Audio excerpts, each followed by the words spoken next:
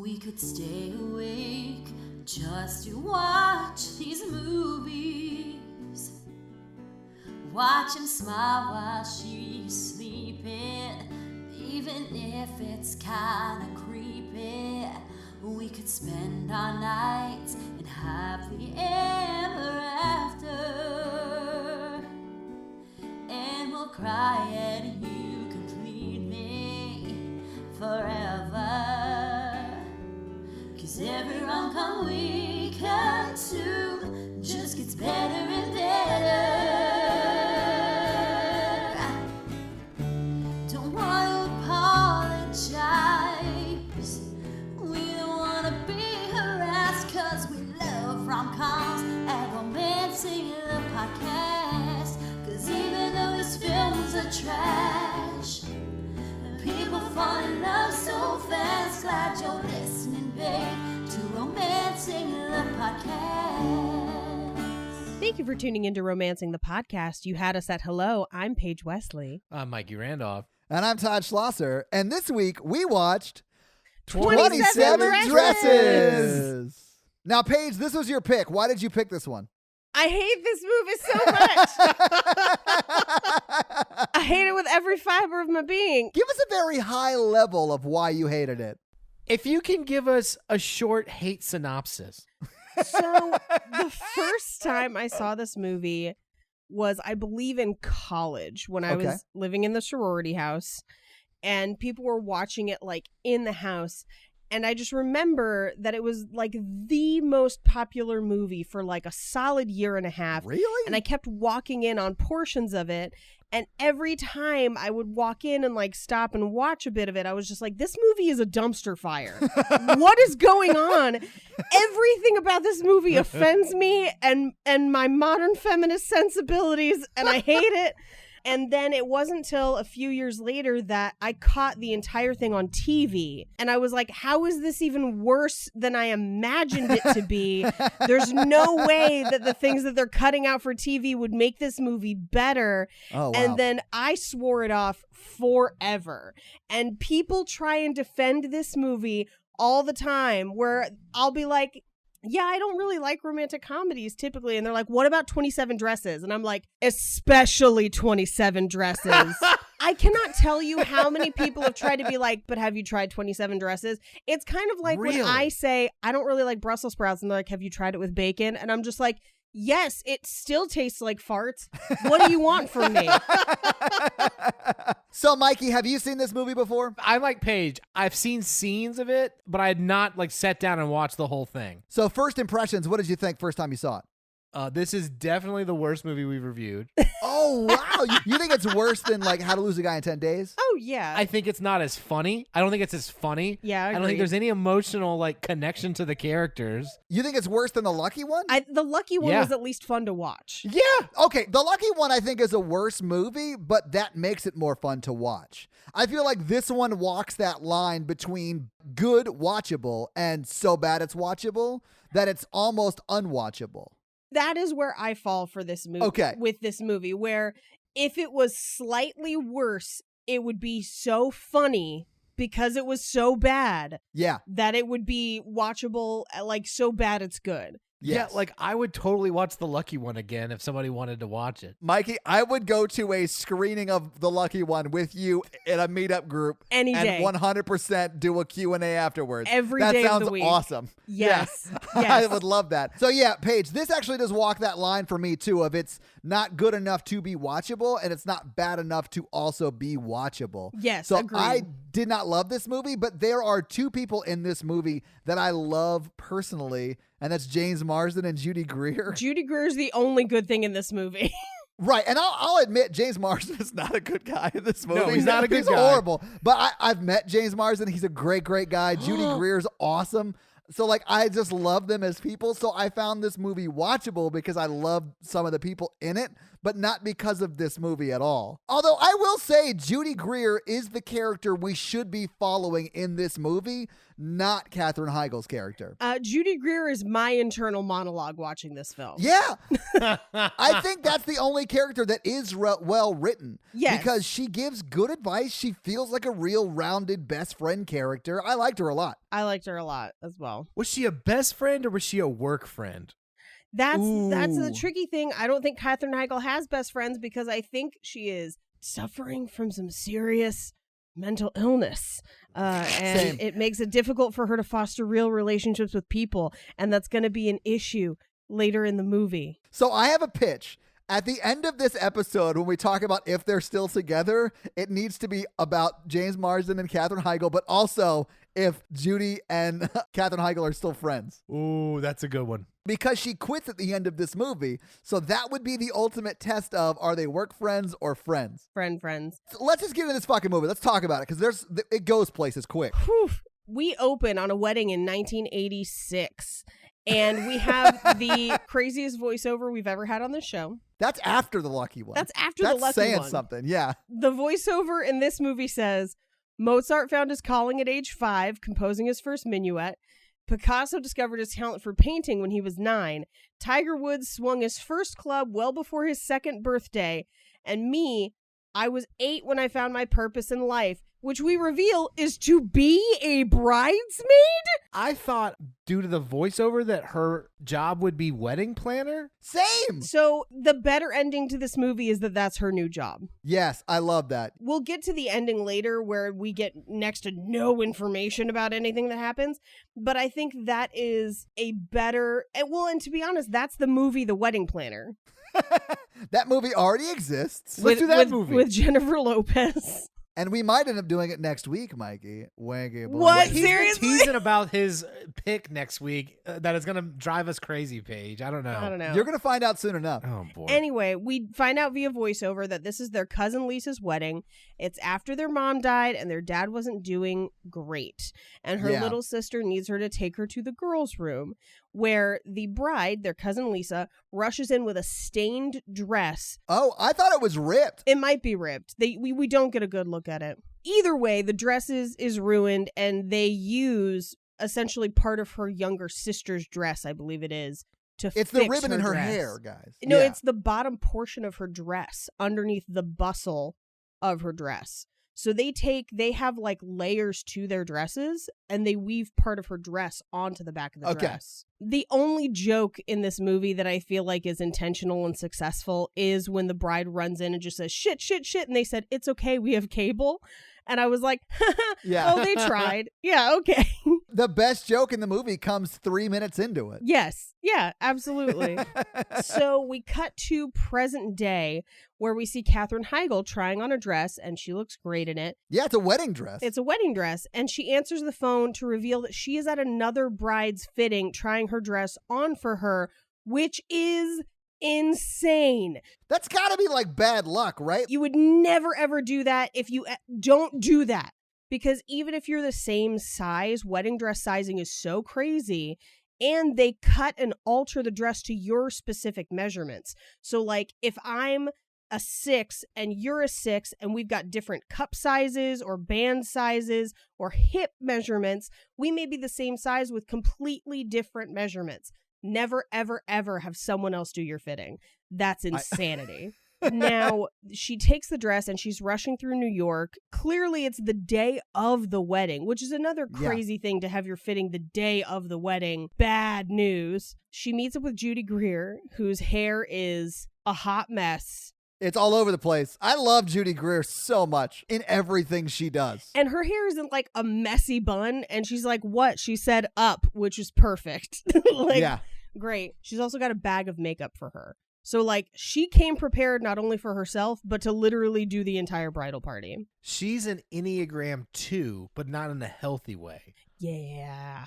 They're also wearing confounding bridesmaids dresses. But it's fine, Paige, because you can shorten it and wear it again. See, I don't know if you guys have been in any weddings. I mean, I've been to weddings. I've never worn a dress Yeah, to one, I've though. rented a lot of tuxes and a lot Same. of suits. Well, here's the thing with bridesmaids dresses, because they usually have to be altered. You almost never rent them. You almost always have to buy them, and then you're just stuck Right. with a dress that fit a theme. And so the bride always justifies it with like, don't worry, you could totally wear them again, or you could totally shorten it and wear them again. And I would say now the fashion for most people is to either have people just have a color and they buy their own dress in that color so that it is something they'll wear again, or just to have everyone in the same dress, but it's just a solid color and kind of a plain dress.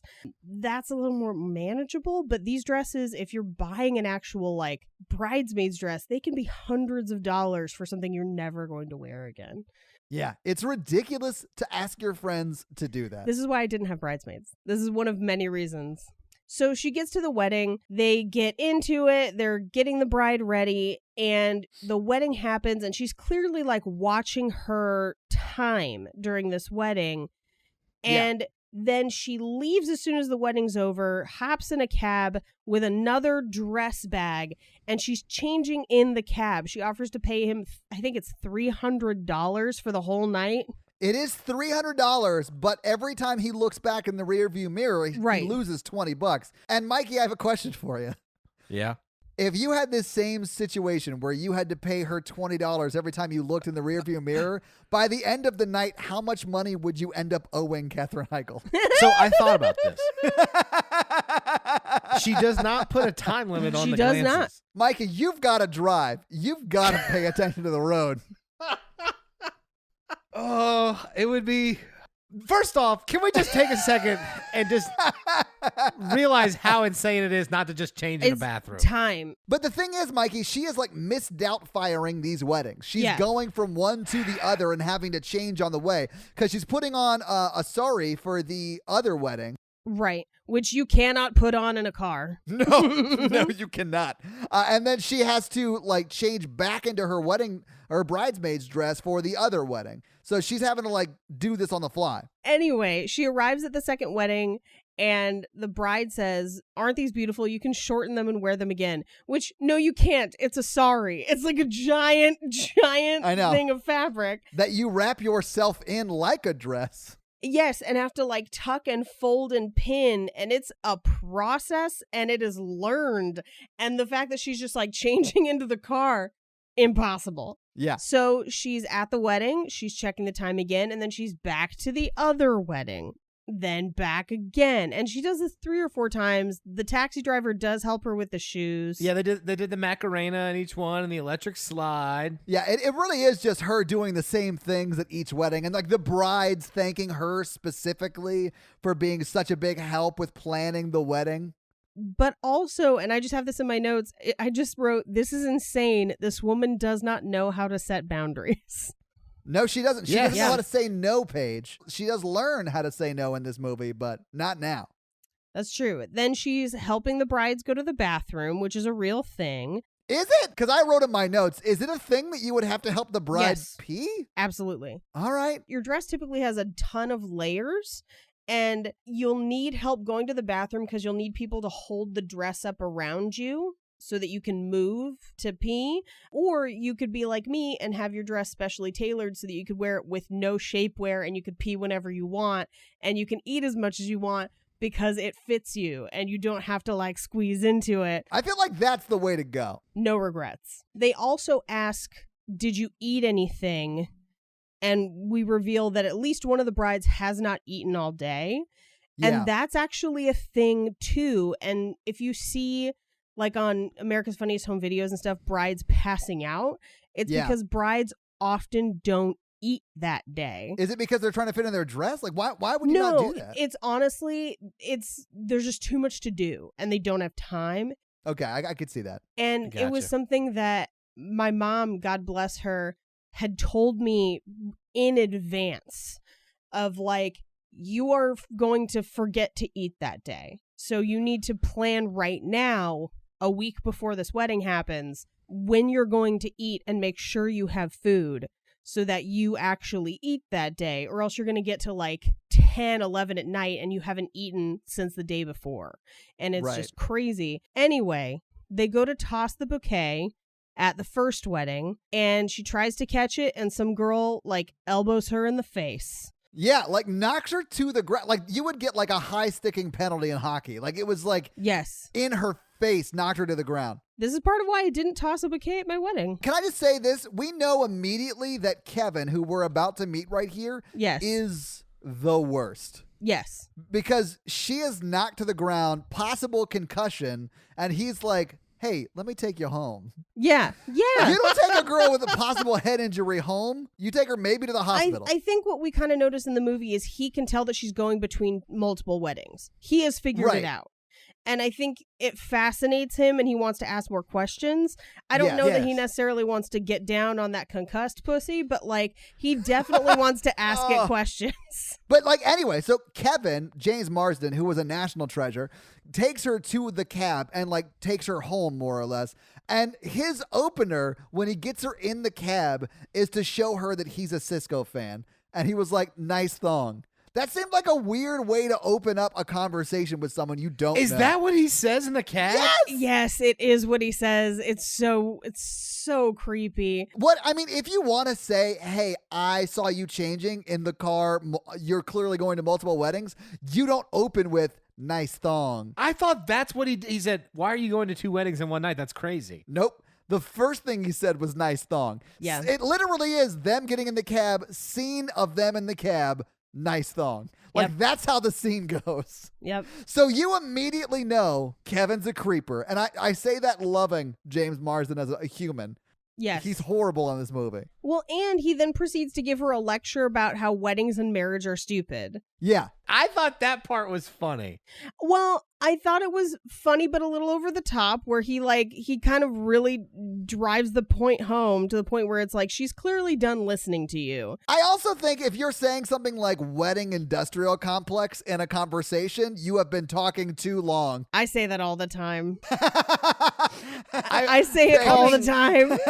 Yeah, she does say that. Coming from a guy who drives the point home to the point where a woman won't talk to him again, I related to the scene, and I saw a younger version of myself. In Kevin? Yeah, being like, man, I really wasn't good at flirting back then. So would you say you were a thong enthusiast? No, not that. That's creepy. But being like just like picking, antagonizing to the point where like it just goes overboard and goes the wrong way. So your version of flirting was picking on them? Yeah, I was single for a long. Yeah, okay. I mean, all right. Is this something you still do, Mikey? Not usually. Oh, we got to get those numbers down. Like we got to figure out how to make it to where it's no. Oh, man. Well, it's not. I mean, it's like, it's just funny. Like when you find that someone's so obsessed with weddings to the point like it's weird, you're gonna be like, like half people divorce. That is the thing where she has an unhealthy obsession with weddings. She really does. Yes, I understand where he's coming from, but then she does counter back with a pretty decent point where he's like 50% of marriages end in divorce, and she's like, yes, relationships take work. And I'm like, that's a healthy counter argument from a clearly unwell person. Yeah.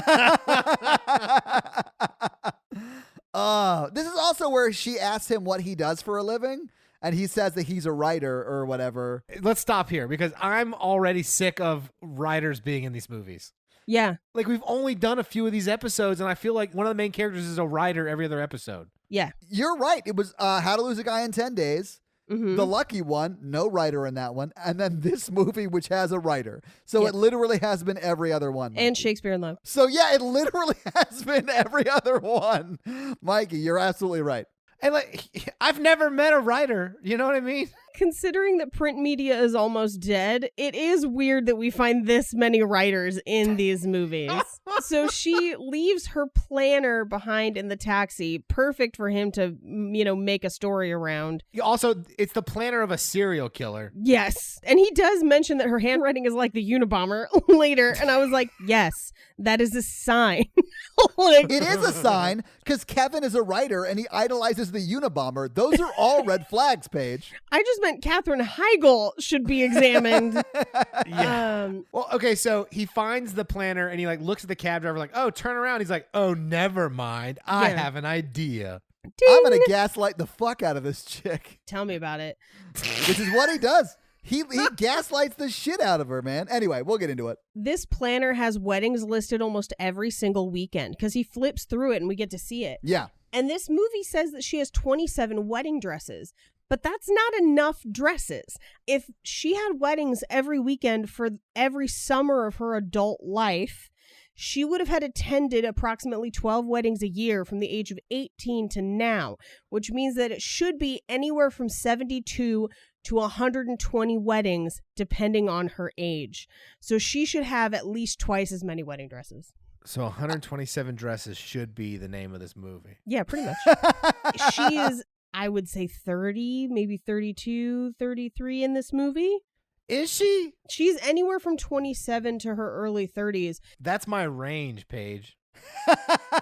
Katherine Heigl, get it, Mikey. She's mid to late 20s because she started that job right out of college and she worked there for like 4 or 5 years. Yeah, she's been there at least 2 years, and then she says that she stayed another few years because she was in love with him. So I would say minimum she is 27 years old. Yeah, 1 year for every dress, Paige. Yeah, well, so that's kind of what I was basing my math on, is that she could be anywhere from 25 to 32. So anywhere from about 72 to 120 weddings. But at this point, we see her apartment, and I was like, oh shit, she's like a CEO because she has a very big New York apartment. With a full kitchen. Yeah, and she lives alone. Now, she also has a whole closet just for her bridesmaids' dresses, which means that she has another closet somewhere in the house for her regular clothes. You guys don't have that?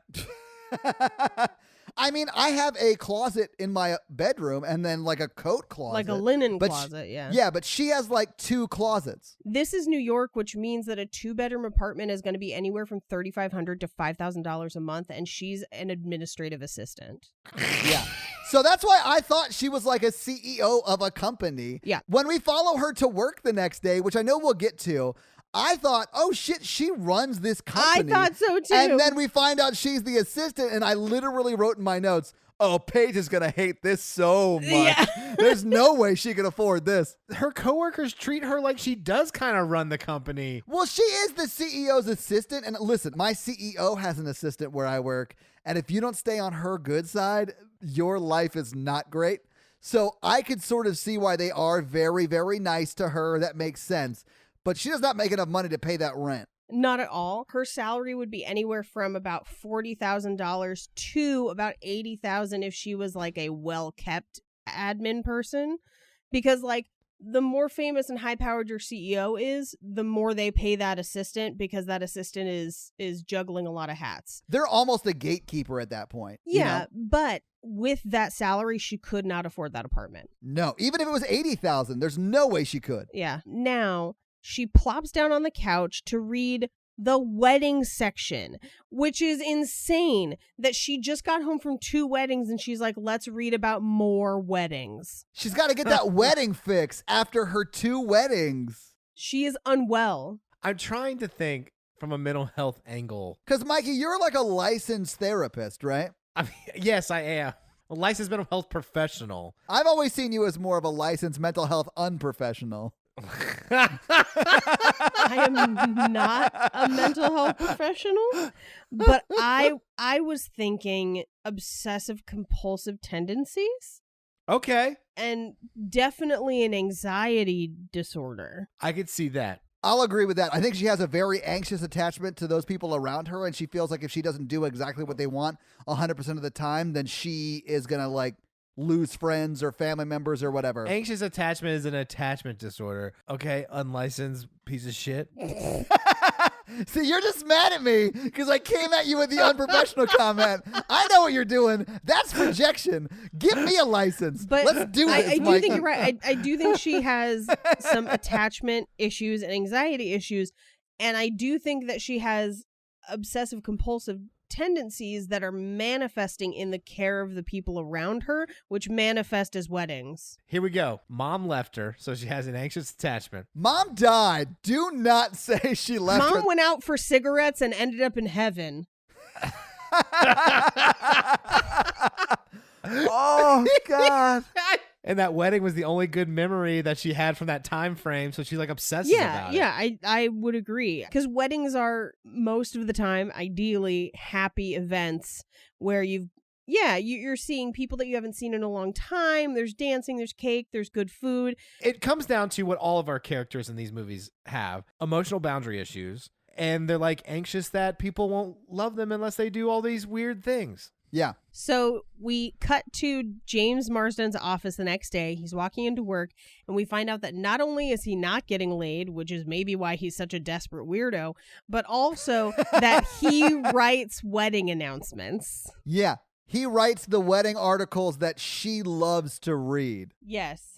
Are they announcements? Are like what? Like, because it seemed like he would write like a whole story. I got the impression that they were not announcements, that they were articles about like big like weddings that had happened in the city. At the New York Journal. Right, which is supposed to be the New York Times. The New York Times, like, wedding announcements are kind of a big deal. If it's like a society wedding or a political wedding, they'll write like an article about it. That's what I thought his job was. Yes. So this movie posits a world where every woman in New York immediately reads the wedding announcements for his articles, which is insane. That's the craziest thing in the world. It is, so much so that he has to write under a pseudonym so that he doesn't have like women stalking him or whatever. He wishes. And and apparently in this world, the idea of a pseudonym is so insane that Katherine Heigl cannot grasp it. Okay, I need to make some talking points here. Okay, because you guys are, I get it. The movie's bad. But we gotta back up a bit. My grandparents would read all of the obituaries every day in the paper. That's because they were saying goodbye to their friends. So there are people. I don't know if you've read the obituaries, but sometimes there's gold there. There is fire, Right. yeah. I will also say, I mean, I go by Mikey instead of Michael on this podcast for the same reason. Oh, yeah? Yeah, you changed your first name from Michael to Mikey so that you wouldn't have women reaching out to you? It's the same name. Also, Mikey is single ladies, so it's not working, Mikey. So's Kevin, okay? Mikey's single and he's sensitive. He just told me after looking at my wedding photos that he would have cried at my wedding. That is true. I did say that. Also, I don't want to be a Kevin apologist in this movie, okay? I don't want to do that. You shouldn't be. He's stalking a mentally ill woman. I will say, his wife left him for his best friend. Oof, yeah. And then his job became to write about weddings. Yes. Unless he specifically chose that job. To destroy weddings from within. Yeah. To destroy Secret a wedding, you agents. have to become one with the wedding. Wedding Dexter. Coming this fall. Here's the thing. We don't find out about his previous relationship until over an hour into the movie. And then it's like given to you like it's a throwaway. Yes. We also find out in this section that he stole her planner and he's pitching a story based on her planner, which is wildly invasive. He doesn't have her permission to do this. And it's just all around absolute douchebaggery. It really is. Yeah. It reminded me of How to Lose a Guy in 10 Days. I get that, Mikey, and I agree. Except for How to Lose a Guy in 10 Days, they're both doing sort of the same thing. Yes. In this movie, Katherine Heigl is like just overly helpful and has no boundaries. She is not ultimately and fundamentally a bad person. She is just mentally unwell. Whereas Kevin in this movie is just using a mentally unwell person to advance his career. So we cut to Katherine Heigl coming back to her office on Monday, and Judy Greer is coming in from a 2-day walk of shame. I love Judy Greer so much in this movie and in real life. She's my favorite. I think she's the best. Her character in Archer is my favorite. Absolutely. For the rest of this next scene, she is wearing clearly a men's white shirt. Yep. And then she has used her bridesmaid's dress as a belt. Yes. It's hilarious awesome. looking. It looks like it's just a sash from the bridesmaid dress, but it's tied around her like a belt so that she looks like the shirt is more feminine when it clearly is. I did not notice whoever any of she this. hooked up with shirt at the wedding. Yeah. Now, Katherine Heigl is looking for her planner. So she's already noticed it's gone because she's obsessive. And she walks up to the front desk where we have Caitlin Ritter. Jessica Jones. Hello. Everyone's in this movie, and I love that part of it. She's literally in this for only this scene. She's not, though, because she's the goth wedding that she goes to later. And that is the goth wedding, you're right. At the very, very end, you see her again. But you're right. She's only in this, like, one little scene. Right. Yeah, this is her only talking scene. Yes. Right. So Katherine Heigl asks her if she's seen her planner and then asks her if she has the catalog pages ready, which means that this insane excuse for a movie passes the Bechdel test. In this one scene. By the way, this is the only scene in the film that passes this test. But it still passes. Yeah. It still passes. The Bechdel test is not like a high bar to clear. It's just most movies don't even clear it. No, it's like the lowest bar. I'm amazed that this movie does, though. Honestly, impressed. I went back and watched that scene because I was like, I'm pretty sure that's the only place that it does. And it does. And it's only because she asks her if she's found two different things that are not a man. So this is where we find out that she's the assistant to the CEO. He comes in. She's clearly kind of obsessed with him in a way that is troubling and unhealthy. And she is basically showing him catalog pages that she has helped mock up to the point where I have in my notes, it seems like she is doing his job for him. That's fair. She does. Yeah. Yeah. That she's been his assistant for so long. She is basically doing his job and he is allowing her to do that. I think this movie really tries to make her boss into a bad guy. And I would make the case that her boss is just a boss. And the only reason that they're painting him as a bad guy is because it's through Katherine Heigl's point of view. But the reality is her boss has given her work tasks and she has accepted them, setting a precedent and not setting boundaries. Mm-hmm. Her boss has a platonic relationship with her because he's her boss. Yeah. And if he were to act any differently and act on her psychic thoughts because he can't read her mind, but like if he could and acted on them, he would potentially open himself up to a workplace harassment lawsuit. So every choice her boss makes within this movie, I think is fine. And they paint it like he's horrible. And it's wild.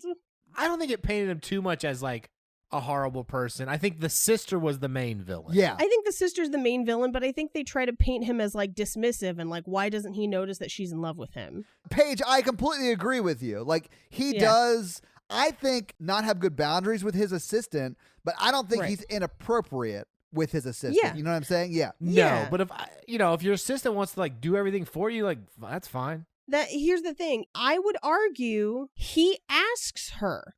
Because we encounter this a scene or two later where he leaves his dry cleaning slip on her desk and he says, was that okay? I know we haven't had a relationship like that up to this point. Let me know if there's a problem. Yeah. Which is him saying, I've assigned you a task. Let me know if this is an overstep of boundaries. And I think that she could have said, yeah, I don't have time to do that, or I don't feel comfortable doing that. And then he would not have assigned her stuff like that again. Yes. And can I just say that I also love Edward Burns. I think he's great. Is that who that is? Yeah, that's her boss. That's George. In my notes, he's just store brand Patrick Wilson. Anyway, at this point, we cut to James Marsden's office where he's trying to pitch the story to Jan. And she's kind of shooting him down. Right. Is that her name in the movie? Or she's just Jan No. from The Office? I didn't know what her name was in this. I don't think we ever get a name. And if we do, it's in passing. Yeah, she's his boss. That's all you need to know. Here's the thing. He pitches this story as like a takedown of the wedding industrial complex. And I am all for that. But that's not what this story ends up being. No, it's not. It's a love letter to like romantic weddings. Well, no, his story about her is him using... He's like, look, I found a person with a lot of issues. Yes, it's look at this freak. It is. It's an expose on mental health is what it is. Yes. I mean, she's not like, she needs therapy. She doesn't need like inpatient hospitalization. Now, we cut back to Katherine Heigl talking with Judy Greer about how much she is kind of quote unquote obsessed with her boss, George. And Judy Greer gives her some good advice, essentially, of just like, say something or stop it, basically. Yeah. Is what she tells her. Yeah. Also, there's a way she plays it where you can kind of tell that Judy Greer is kind of like really tired of having this conversation. Yeah. I also thought it was insane that Judy Greer was cutting her own hair in this scene. Oh my God, is she cutting her own hair? Did you not see that? She was like cutting her split ends. I saw her like, her split ends. she was- Okay. I saw her playing with her hair, but when you said cutting her hair, I thought you meant like, yeah, just taking huge chunks out. No, she wasn't giving herself bangs. She's just like cutting her split ends off. I was like, is that something people do? Like, Cutting their split ends off? Yes. Ladies Okay. do that all the Yeah. time. Todd, let's not split hairs here. Let's just. oh God, I hate you so Yeah. much that I can't stand not being with you.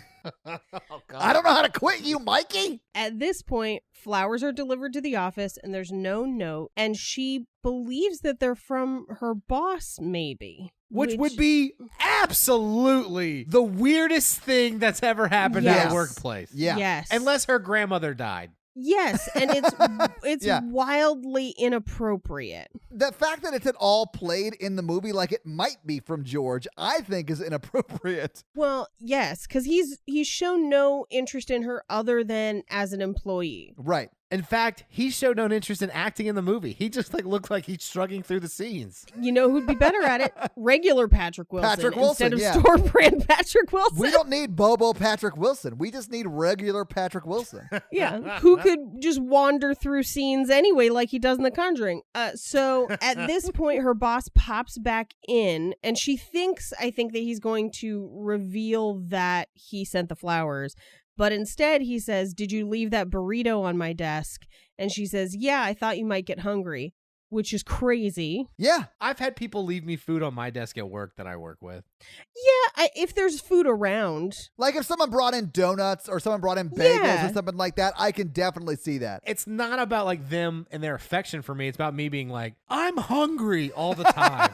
So like I went to Taco Bell and I brought you a quesarito and I'm like, you're the best. Yeah, I mean, I would understand that, or I would understand if there was food around, or if there was a case where she knew that he was going to work through lunch. But none of that's been established. She just is like a burrito fairy and just like randomly leaving burritos on desks. Her feelings for her boss are like really not good. They're inappropriate. Yeah. No, it goes beyond that. It's just it's She's made up a relationship with him in her mind that does not exist. Right. yes. Yeah. Yeah. It's very unhealthily odd. You know what is, I think, even crazier than that is she has been obsessed with this one person for years, and she has not told her sister. That Yeah. seems insane to me. There's that. There's it's not like they hooked up like 2 years ago at the Christmas party and then she's been obsessed with it. Right. Like there's never been a boundary crossing.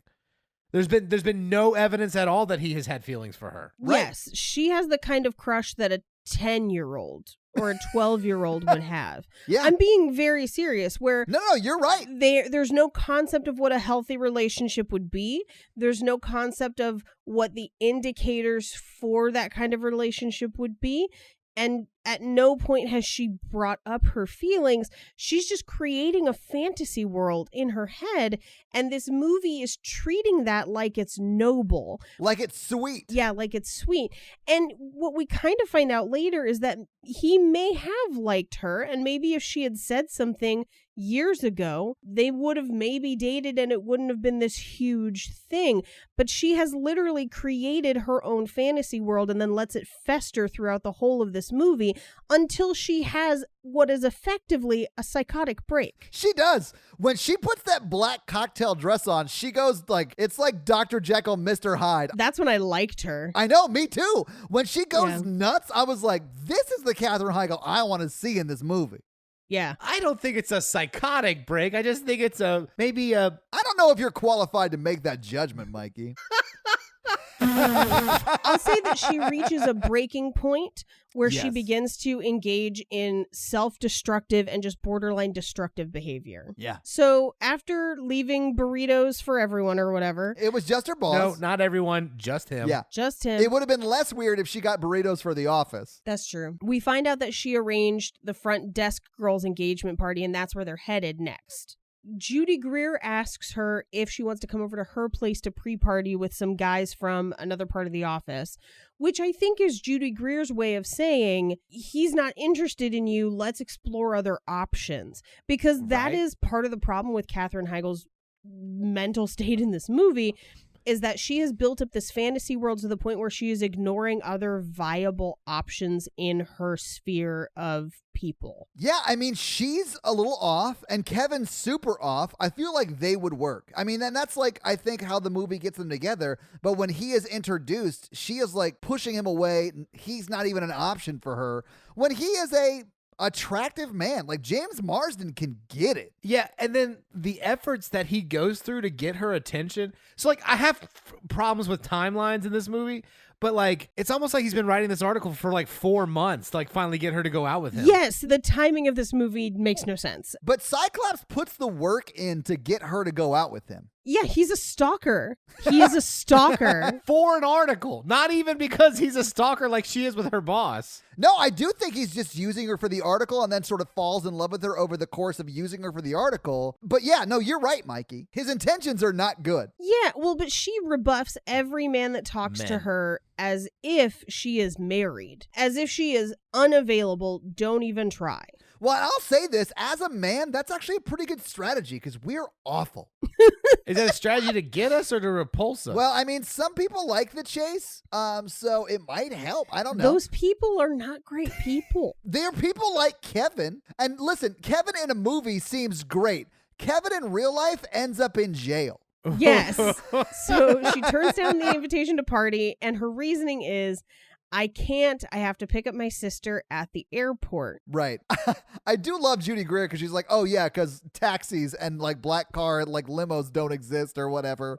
Yeah. Well, and I think this is her criticizing Katherine Heigl bending over backwards for everyone around her. It is, yeah. Yes. And I got the impression that Judy Greer has been her friend long enough to get a little bit of a taste of the relationship that Katherine Heigl has with her sister, which is not necessarily a healthy one. What? I don't think Katherine Heigl has many healthy relationships at all. I'll argue that her only healthy one is her relationship with Judy, and that's largely because Judy's a stand-up lady. Yeah, and I think Judy is trying to challenge her at points to break out of some of these cycles in her own way. So she goes to the airport where she picks up Malin Ackerman, who plays her sister. I have a pretty big crush on her, too. Really? I've only ever seen her be mediocre in things. Yeah. Including this. Yeah. I try to aim realistically. That's not realistic, Mikey. I like you a lot. I like you a lot, but I don't like you, Silk. Like, you're a good-looking dude, but you're not Silk Spectre too good-looking. Mikey, I think you could do it. Don't lie to him, Todd. Never give up, never surrender. Yeah. That's how you end up in jail, guys. What? That's Kevin's philosophy in this movie. How funny or rich would I need to be with Malin Ackerman? Both. I think she's married, so I think it's a lost cause, maybe? I know. When Hillary Duff got divorced, I was like, this is it. This is my chance. Hillary Duff? What? Mikey, I'll go ahead and just say she does not deserve you. Her teeth look like tombstones in a very strange cemetery. Yeah, and I would bury my dick there.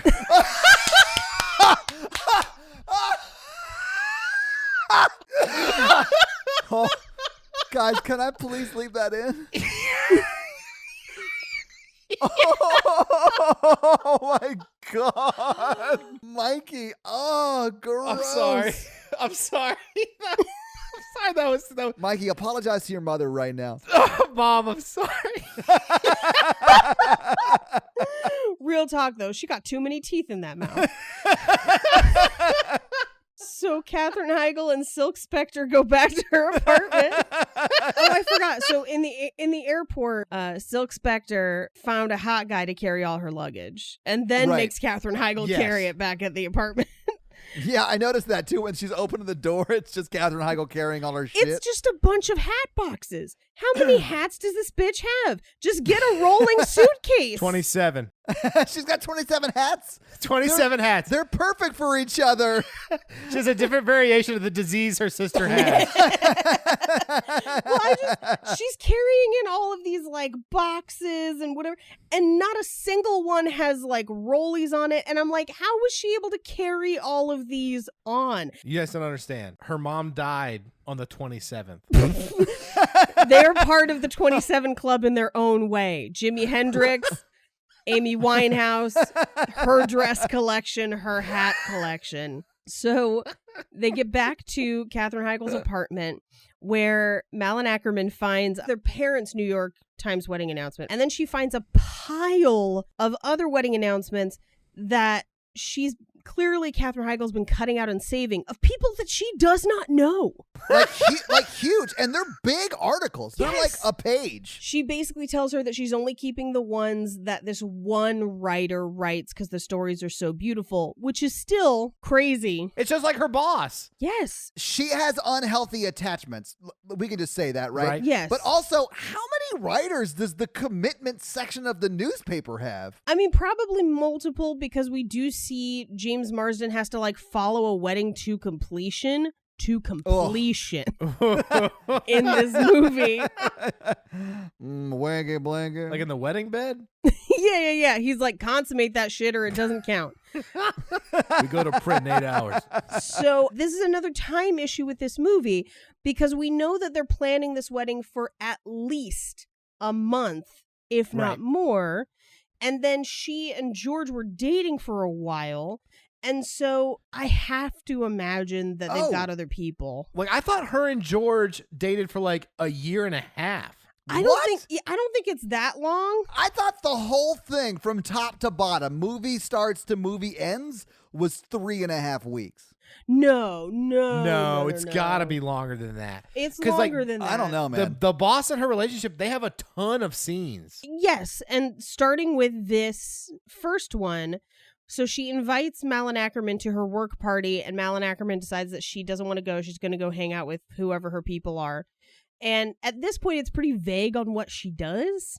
We find out later that she's a fashion publicist, but all we know at this point is just something to do with fashion, and that in the past she's had Eurotrash boyfriends. Yeah, and that she just told her boyfriend she needed space. Yeah, Rodolfo. She told Rodolfo that she needed space. So they go to the party. James Marsden is stalking her with her planner because he goes to the same party. Yes. She arrives at the party and her boss offers to buy them drinks and she turns him down. Yeah. Oh, and Judy's like giving her advice on how to get a man, and it's pretty much just get drunk, hook up, get pregnant. I wrote it down. Okay, no, hit us with it. Yeah. Judy Greer's plan is, in order, he asks for a drink, you say vodka soda, you down your drink, a little flirting, a little inter-office sex, an accidental pregnancy, a shotgun wedding, and a life of bliss, is what she's saying. But essentially she's saying, if you like him, flirt with him. You can't just brush him off and expect him to read your mind. Right. I have heard Mikey say something very, very similar about his future plans. Yes. Except the only difference is bourbon and Coke. I respect that choice. Yeah, I mean, yeah. That's love, baby. I also like that she finishes it up with, how many times have we been over this? Which means that she's given this advice multiple times. And she's the kind of person that takes her own advice. She appears to in this film, yes. Yeah. Katherine Heigl counters back and is like, maybe I don't want to just be drunk. Maybe I want to be appreciated. And she basically says, what good is it being appreciated if no one is naked? Hilarious. Now, this is where her boss comes up and asks, did you get that thing I left on your desk? I know we haven't had that kind of relationship, so let me know if it's a problem. And Katherine Heigl at this point clearly thinks it's the flowers. She thinks it's the flowers from before. At this point, Malin Ackerman arrives in a yellow dress that is inconceivable. It moves and sparkles. It's like it's fake and was painted on. It looks like a CGI dress. And it's just all sequins, and she just like glows as she walks through this party. And we find out that George is a raccoon because all he can see is Shiny. the sister Tess. Yeah. It's the shiny. Yes. And so he sees her. The movie posits that it's basically love at first sight. And he immediately doesn't care for anything else except her. As you would going out with coworkers. Yeah, like, I do think he has an appropriate relationship with his employees. Yes, and she is not an employee, and you are absolutely right. Yeah. Now, Katherine Heigl tries to stop it from happening, but it's almost like she watches it and is like, no. It is shot like in one of those slow motion running scenes. Yes. Except everyone's in full speed, and it should not have happened to begin with. Right. Because had she told her sister, hey, I'm in love with my boss, and had commiserated with her sister, I don't think Tess would have done what Tess does here. I right? do. Absolutely. I mean, she may have, but that would have made her a true villain instead of just somebody who doesn't read minds. Right, exactly. And I think Tess's big problem here is that she lies to George about a lot of things and doesn't read her sister's mind. Well, Tess is spoiled. And the movie does set her up that way, where Tess has no problem with her sister doing everything for her. So Tess is enabling and reinforcing her sister's obsessive tendencies insofar as they benefit Tess. Yeah, just like a younger sibling does. Wow. I feel personally attacked as a younger sibling. This has not been my experience with my younger sibling. Thank you, Paige. Thank you. But my younger sibling also has like a house and her own life and stuff. So I feel personally attacked again. But it's in this conversation where Katherine Heigl's introducing Malin Ackerman that we find out that it wasn't the flowers, it was the dry cleaning. So he didn't send the flowers. And he immediately is hitting on her sister. And Katherine Heigl has to walk away from it because it's upsetting her. Yeah, but I mean, in all fairness to George, he's in a sea of attractive women, of which none of he can hit on because they all work for him. Yep. So now she is the first emotionally and professionally available woman who's attractive. She's like his type, so he's going to hit on her. There's nothing wrong with that. No, he doesn't do anything wrong in this scene. The movie paints it as if him and Tess are the worst people in the world and just ruining Katherine Heigl's life. But that's just because Katherine Heigl has set up an unhealthy fantasy world, and she's functioning within it and nobody else is.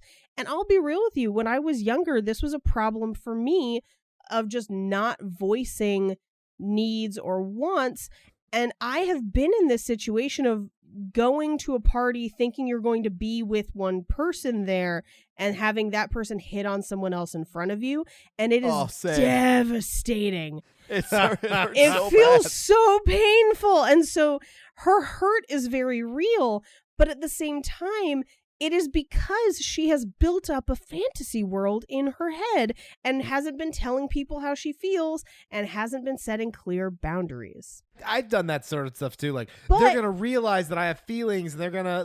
It's like, we're hanging out together, and they're gonna realize, that's that friend zoney type of behavior. Here's the thing: I had a Judy Greer in my life at the time. Oh, good. And so I came home early, and she was like, "I was not expecting you to be here for hours," basically. And I was like, well, this girl showed up and they were flirting and I couldn't watch him pick a skinny girl over me. I didn't need to see it, basically. And she was like, yeah, you just ensured that he would by leaving. Yeah, you did. And I was just like, damn it. You gave him no other option, Paige. Yeah, I removed the other option. It was my fault. And that was a moment of like, oh my God, how many times have I left? How many times have I assumed what someone else was thinking because that's what my fantasy world of them had said they were thinking, and removed myself as an option because I assumed, Yeah. And it never happened again. Boom. Boom. At this point, Katherine Heigl walks out and screams on the roof, which... It, for me, is one of the few realistic feelings in this movie, but it's realistic for someone much younger than her. True, but it's also not realistic that outside the back door of this club Yes. or whatever, there would also be a 50th anniversary going on. I thought that was insane. She runs into James Marsden, who has her planner. Yeah, and he gives it back. He does give her date book. He book does back. give it back and reveals that he's the one who sent the flowers. Yeah. Which is also kind of crazy. He's a stalker. I know Paige doesn't like flowers, but again, we're already seeing a lot of patterns in these movies where people are sending flowers very often. Yeah, Yeah. this is true. And they Very just die. quickly. It's the worst gift. Send bacon. Or beef jerky. Or any kind of edible arrangement. Love it. Or don't send something Yeah. to someone you just met one time. Yeah, I mean, what do you send for someone you like commented on their thong the first time you saw it? More thongs. I saw that you liked these. Here's a subscription to MeUndies. You send one thing in that situation. It's an apology text the next day saying, I was highly intoxicated and I apologize for those things that I said. I'm sorry I talked so much about your thong. Sincerely, Cisco. But from what I saw, you had dumps like a truck. What? Truck. What?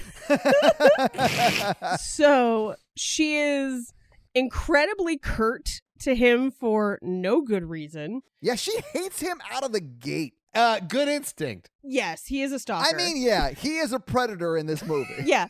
But at the same, here's the thing. Let's say that he's not a predator. This means that a person has gone to all the trouble to bring you back a thing that you lost and send you flowers to boot, which is weird. But there's no reason to be this mean to them.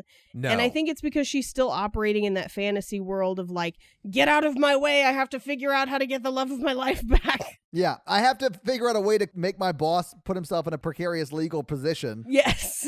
A better movie would do this more realistically. Like, he's an ex that she really wants back that's never going to happen. Yeah, that's my best friend's wedding, and it's a good movie. Are we doing that next week? That is not what we're doing next week, but we should do that movie. We should do that movie.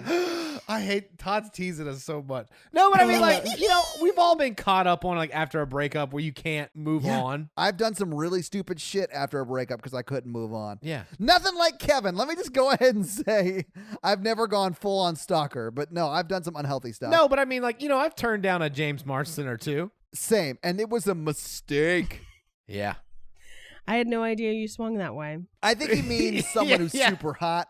I think Oh. James Marsden was a stand-in. And listen, I've met James Marsden in person. He is super dreamy. I'm just going to say it. When I say a James Marsden, I mean an attractive, I mean, they were women, but I mean like an attractive, fun person who was super into me and did like something really nice. And I'm like, that's great, but I'm really still obsessed with so-and-so. So he asks, can I buy you a drink? And she says, I'm not having a lot of fun right now. Which, Aw. for me, is the first time she's been honest about her feelings. Yeah, this is the first time she sort of stands up for herself on some level. And that's where I would say, I'm the fun police. You're under arrest for being too pouty. You have the right to remain smiling. Anything you do can and will be used against you to make this party happen. Crazy. Those are your party Miranda rights. The Beastie Boys fought for those, okay? The right to party? How dare you? I marched for your party rights. That's like me when I find out that ladies don't vote and I'm like, women died. So he says, maybe I'll bump into you on Thursday, which he established from the planner was her bikini wax. Yeah. Because he's got weird boundaries. No, I mean, I think it's a good joke if you're like a stalker. Do you think if a stalker came up to you and threatened to go to your bikini wax page, you would take it as a joke? Unless he's got very nimble hands and hot wax. No. I mean, I probably would have done something else like, I didn't want to show up to your hair appointment. Oh, God. No, this doesn't work. No, it doesn't. It's technically still a hair appointment. So we see that her boss and her sister are immediately hitting it off. Oh, yeah.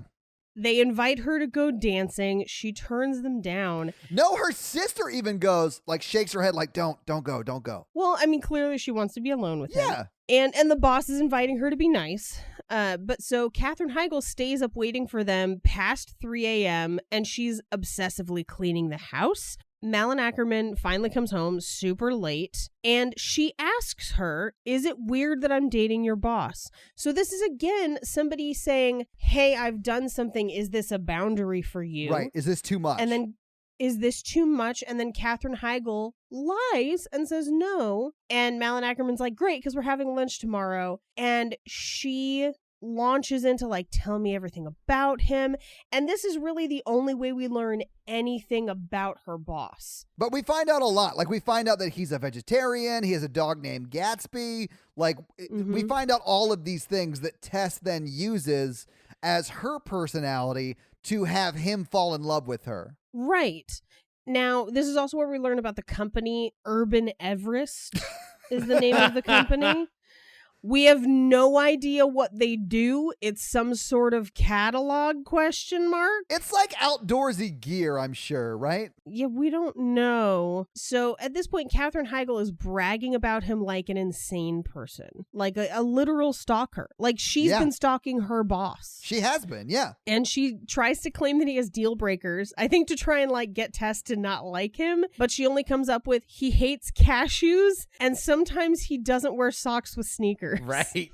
At this point, it's unspoken, and I think it must have been to try and keep this movie PG-13 or something, but there's no sex in this movie at all. I mean, she got home at 3 a.m. There was sex in this night. This is the only point where we have like positive evidence other than Judy Greer, where she kind of implies that yes, they hooked up and something happened. Yeah. And Katherine Heigl is going to like blow a head vein. Yeah. They clearly boned, like Tess and George. They clearly had sex. The next day they go to see their dad and he makes bear pancakes and they're very, very cute. I liked her dad. I loved her dad. And also, why not waffles? They're by far the superior breakfast food. I agree. They're just pancakes with abs. So her dad asks, how long are you here for? And Katherine Heigl says 1 to 2 weeks because that was the original information she had about her sister's visit. And then Malin Ackerman says, well, maybe longer based on how things pan out. Yeah. And no one talks about that. Like at my house, that would interrupt to a whole big fight discussion. Fight discussion? Yeah. Like, why didn't you tell me you were staying longer? What's really going on in your life? Well, I don't want to talk about it. What do you mean you don't want to talk about it? You're staying with us. You have to talk about it. Joining us is Mikey's mother. No, it's like me and my brothers. We're like, because like they'll say something like that, and the rest of your family's like, what are you talking about? I was like, you can't just like say vague statements like you're staying in this house. I think the implication here is that she's going to date George for a week or two and then probably move in with George. Yeah. Oh, that's not. She's getting her hooks in, yeah. Now we cut back to Katherine Heigl's office where she's flipping through her planner and realizes that James Marsden has written his name all over her planner like a middle school notebook. It was every Saturday. He wrote in plans with him every Saturday, which is the day they go to weddings. Like, I don't know. Yeah. I thought that was interesting. I mean, super creepy move, but that's the day they go to weddings, not together, but for their jobs. I thought it would be a funny move if they had like been friends or had gone on a date and it went well. Yeah, they had not though. I have a very close friend who I had his comedy notebook one time where we keep all our jokes, and I drew a bunch of dicks in it before giving it back. So it can be romantic. Wow. Thank you for sharing that story. Next time, don't take my side. Don't help me. I mean, there's a version of this movie out there in a parallel universe where some of this is romantic. Disagree. Like if they went on like 3 dates, then she left her planner after they spent the night, and then he returned it to her. But Mikey, different. what you're saying is, had this movie been different, it would have been romantic. And yes, I agree with that. What Mikey is arguing and is very true about this movie, this is two separate movies because half of this movie with James Marsden is How to Lose a Guy in 10 Days, where they're writing about each other. That's the whole plot and that's the meat of the story. And then the other half is a woman having a breakdown because her sister is marrying the person she loves. And for some reason, they've decided to put those two things in the same movie, and they should be separate movies. I agree. Yes. So she confronts him about it, and he says, what do you do besides working and helping people have weddings? And how do you afford going to all these weddings? Which is a valid question. Yeah, because she can't even afford to live where she lives, and she's flown, we know, at least to Tokyo for one of these weddings. I can answer this question right now. Oh, God. Okay. One person in that company has access to everything. You think Katherine Heigl is embezzling for weddings? Katherine Heigl is embezzling for weddings, and in her delusional mind is like, we're already basically together anyway. He would support me in my life choices. Oh, my God. I honestly think that's the only way it makes sense. Well, and especially he brings up that her common gift for weddings is Wine of the Month Club, which is about $150. So that means that for every wedding she goes to, so for this summer, she spent about $1,000 just on the gifts, not even counting the dresses, which are, let's say, $100 to $200 each. And that's if the bride is kind to you. She's embezzling. She's got that place. She has to be. You're talking about the wine of the month. You have all the dresses. Yeah. You have her lifestyle, which, by the way, her regular clothes are very nice. And then you have the fact that she had $300 cash to give to a cab driver. Yeah, that's true. I honestly think she's stolen millions from the company. Yeah. Because at the end of this movie, she quits on a whim. That's not something you do unless you've got money in the bank. But here's the only time that the movie asks this question and then it never answers it. I do hate that they ask the question, but they don't answer it. Like, if you ask that question, you've got to give me some numbers. Oh, you mean like, let's go out later and Yeah. I'll tell you a joke. Oh, don't, Mikey, no. We cannot keep referencing that movie. We've come so far, like from Colorado to Louisiana. For people who just skipped the Lucky One episode because you haven't seen the movie, first, do yourself a favor, watch the movie. Secondly, listen to the episode because it's fucking fire. So she does say to James Marsden at this point, please find someone else to be creepy with. So here's the problem. Now she has revoked consent as well, Yeah. and he's still stalking her. Yes. Yeah. He's a stalker. He's a bad person. And this is where it crosses, I believe, a legal threshold. Yes, I agree. I agree. And she's got documented proof of him stalking her. Yeah. So the next thing we cut to is his little brother from the Little Brothers and Little Sisters program, Pedro, shows up at the office. Yeah. I didn't really like what they did with the little brother Pedro. Oh, the fact that Malin Ackerman is full-blown racist in this Yes. movie? Like, yells at his face racism. Like, Hola, insane. Pedro! Oh, my God. I literally wrote, Tess is an idiot. Yes. They go to Pedro's baseball game where we again find out that Tess is claiming to be vegetarian, where she's eating like a tofu dog with meatless chili, which... Oh, God. What's the point? Well, and she's also talking about the dog that she loved growing up and calling it by the wrong name. She's just like lying in front of her Yeah. sister who knows better. And her sister Right. lets her do this. I'm not saying that Katherine Heigl is responsible for her sister lying, but she allows it to continue. Siblings don't let Yeah. siblings lie like this. I didn't think they would either because, man, my brothers and sister would have sold me Yes, out me immediately. too. Oh, Yeah, agreed. She lies the whole time until George, the boss, goes up to shag balls. Oh my God. Yeah. Yeah. And then he calls Tess over and she says, are we going to shag now? Like, she doesn't know. Like, what? I thought that was insane. It's a funny word play that is bonkers. Is it? Ma'am, there are families around. I didn't find these jokes hit very hard. No, they, like Pedro in Little League, could not hit very hard. Ooh. We cut back to Katherine Heigl's apartment where Malin Ackerman's still staying there, and she keeps getting tons and tons and tons of flowers. Yeah. We're kind of cutting through like a montage of like her boss is always on the phone with her. She's his screensaver. They're going to family dinner. But it's like played for like, it's like killing Katherine Heigl inside. Yeah, well, at one point they're fucking in her house. Yes, like I don't. Okay, so I would think that if, and Paige, just tell me if I'm wrong. If your sister, and I'm only using you as an example because you have like a sister that's like similar age range or whatever, right? Right. If you were into a dude and your sister started dating that guy and they were fooling around, probably having a sexual relationship, wouldn't that sort of kill that for you? Yeah, that it would be strange. Yeah, I don't like at the end of the movie when they kiss, I was like, ugh, gross. What are you doing? Yes, I had a real big problem with it. Ugh. There's a word for it in medieval England.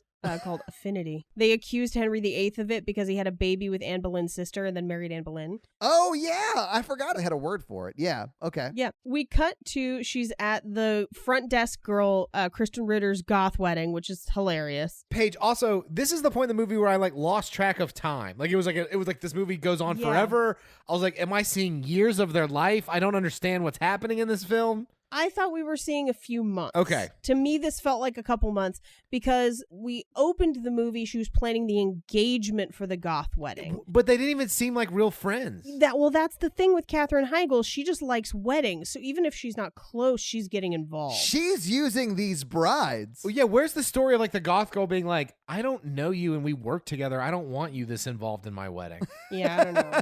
I mean, let's say even if goth wedding is happening pretty quickly, 4 to 6 months from that engagement party to now, at That's least that made believable sense to me because with all that's going on with her boss and her sister. Yeah, I thought it was like 3 weeks. I thought the whole movie was like 3-4 weeks. That would be insanity. I know. I thought it was. Well, here's what's not believable about that is that James Marsden's been writing that story the whole time. Well, he Yeah. could have put it on the back burner, but he's also going after her for 6 months. I know. That's why I thought it was like 3-4 weeks the whole movie. Because there's no way. No. You would lose interest, right? No. Mikey? He's not going to lose interest because he is a sociopath.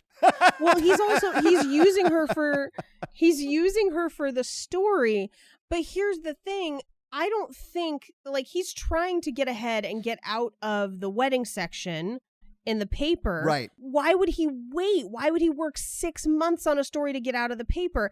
And if they knew that it was going to take him that long to write feature stories, they wouldn't let him do it. They would be like, yeah, this took you 8 months or whatever by the time he actually writes it. Yeah, it's a great story, but you should have written a book in this amount of time. Yeah. Seriously, though. I agree. So at the wedding, Judy Greer notices Malin Ackerman and the boss. And it's almost like it's the first time she's noticed, which I'm like, you work in the same office. How would you not have noticed this? Yeah. Then we cut to Katherine Heigl's office, and there's a note that says drinks, Kevin, which is James Marsden. And I 100% thought Kevin, James Marsden, broke into her office to leave that note on her desk. Me too. And then Natalie explained to me that he probably just called and someone left that note. And I was like, okay, I'm more comfortable with that. Given his other actions, he broke in. That's what I thought too. I thought based on his actions, he's the one doing this. What if he put it on a breakfast burrito, just like she did? Her boss comes in and she's picking his tie and tying his tie. No, listen, he can't tie a tie. This man is an adult. He's the CEO of a company, and he does not know how to tie a tie. That is ridiculous. Well, and the second she was picking his ties, I was like, oh, he's going to propose. Really? Okay, so you saw this coming? Yeah. I mean, why else would you wear a tie? Well, why else would he be that worried about the way he looks? He's never expressed this before. He's never expressed anything before. Yeah, I mean, we've seen her do any number of things for him, and this has never been one of them. Okay. And it's a very intimate gesture to adjust someone's tie if you are not in a relationship with them. And I think it was set up to kind of, foster some intimacy with her to kind of promote her continuing to build her fantasy world. Yeah. And then to have it come crashing down when she realizes they're getting married. I didn't read it like that because the way the actor Bobo Patrick Wilson plays it, but he plays it like he's completely disinterested in her. But he's like, hey, dude, you mind helping me pick out this tie? And then she's like, well, let me tie it. He's like, okay, whatever. He's like, all right, thanks, bye. And then she's like, ugh. It's a loaded action. That's something a wife does. That's not something a random person does. I agree with that. It is played like that is a wifely role. Okay, well, sometimes at work, you're not good at tying ties, and you're not a CEO, and you don't have Mikey, a wife. do you not know how to tie a tie? I do know how to tie a tie, but I've had someone at work adjust my tie before. I didn't ask them to, but they offered. I mean, I've tied ties for guys at work because they didn't grow up super religious like me. But yeah. None of us were in love with each other or my brother. Well, here's what I'm going to ask. Was this person older than you, like an older woman? No, but like I have like a very like brother-sisterly relationship with like. Okay, so but there's like an established there is nothing here, we're just friends. Yeah, it's called work. Yeah, Well, yes. exactly. I think So that's the point. But that's the problem with this scene is he is like, it's work because that's what he should think because it's work. But for her fantasy world, that's what she's reading into it. I'll be honest with you, I would not just go adjust anyone's tie. No, it's somebody who like we were closer, like closer work people. Yeah. It's not like someone I'm just like, hey, new girl, adjust my tie. I also think that this is something where if there were like budding feelings somewhere where there was like a flirtatious relationship, that takes it to another level. Oh. Because it is an intimate gesture. Yeah. Your hands are right near somebody's jugular. I mean, you're not wrong. It's just weird that you said it that way. Maybe it's not that intense emotionally for me because I don't have a neck.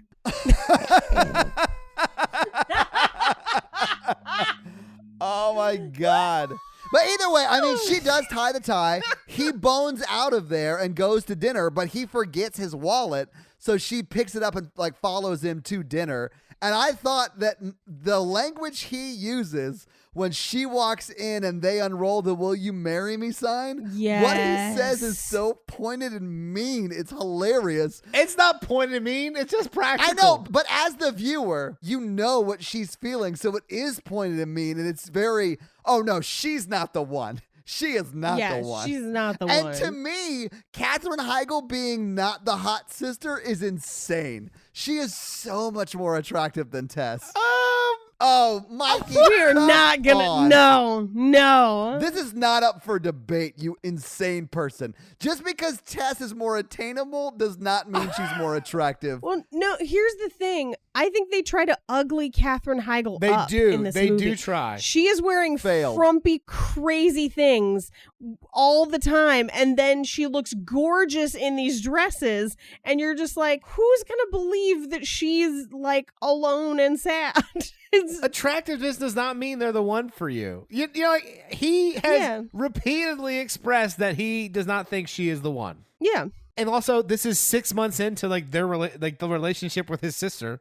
Yeah, it's weird that she still has feelings for her sister's boyfriend. Yes. Yes. And that's why he's like, oh, she's not the one. This is her sister, which you could very reasonably say. I agree. She effectively ruins his proposal. Yeah.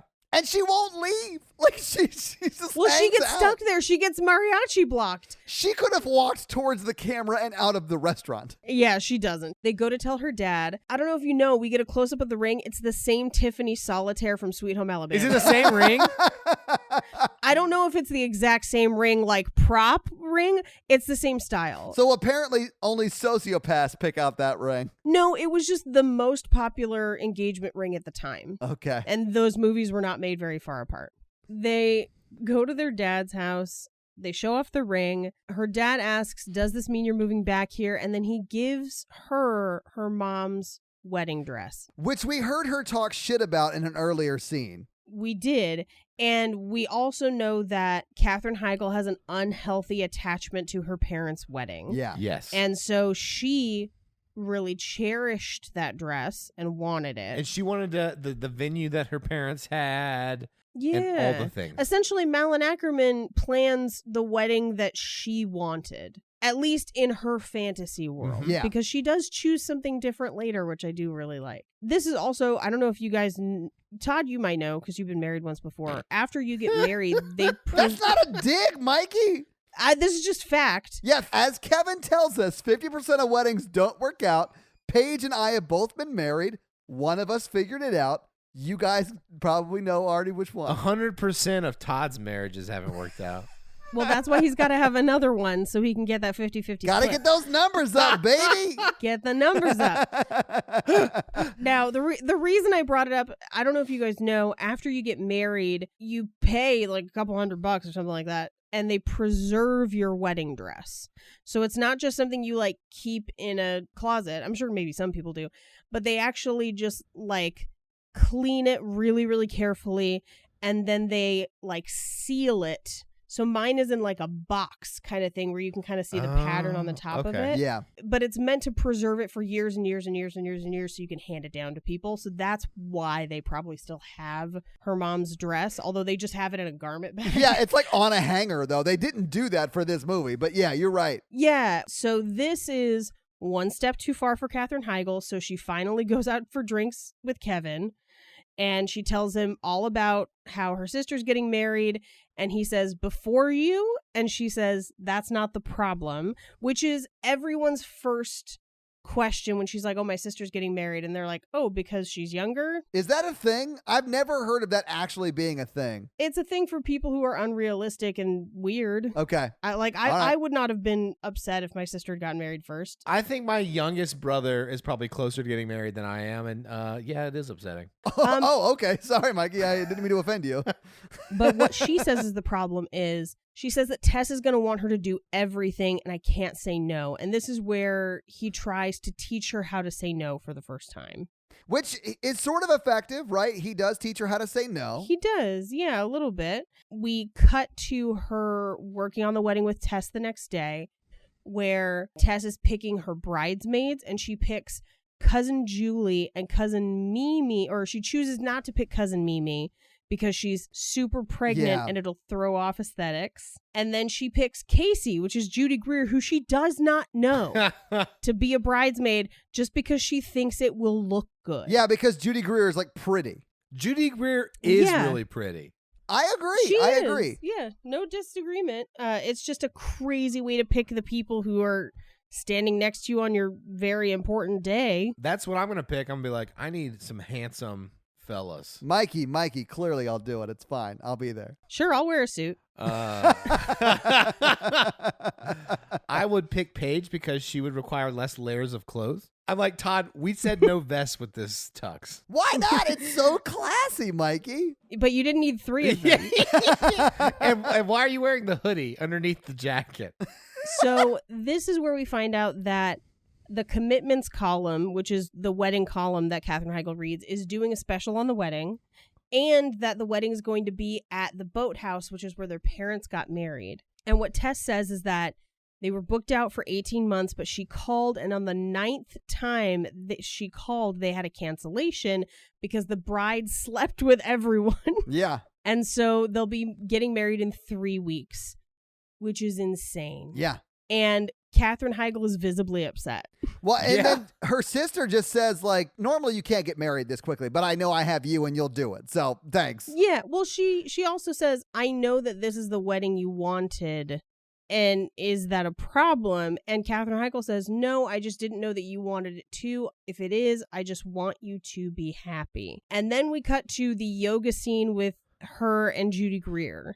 I love this scene. Yeah, and she's basically just yelling expletives while doing yoga. It's perfect. I love that. And okay, so Judy Greer is amazing, but this scene is great because she actually does give some solid advice and then sort of does relent to help a friend by saying, fine, I'll do it because she's your sister and I love you sort of thing, right? I don't really know your sister. Well, she starts off and she's like, your sister's a huge bitch. Well, and she's not necessarily wrong she said there. She calls her a selfish whore. Yeah. And she says, your sister's a selfish whore. Namaste. Yeah. See, Judy Greer's character is my type. I'm cool with that. She's hilarious. Judy Greer's character in Archer is my type. There you Wow. go. Yeah. You want crazy? She'll give you crazy. Judy Greer finishes when she agrees to be a bridesmaid. She says, if she crosses me, I will kick her out. Yeah, and then the yoga instructor like rings the gong at her like very passive aggressively, and then Judy Greer goes, I mean, there's no sign that says no talking. Think about how good of a shape Judy Greer must be in to talk this much during yoga. Yeah. Yeah, this is another movie where I don't think there's any fat people. Well, I mean, yeah, Paige, you mentioned this in the intro episode. There's not a lot of representation of that type of person. Yeah. And that's why their wedding sucks, you know?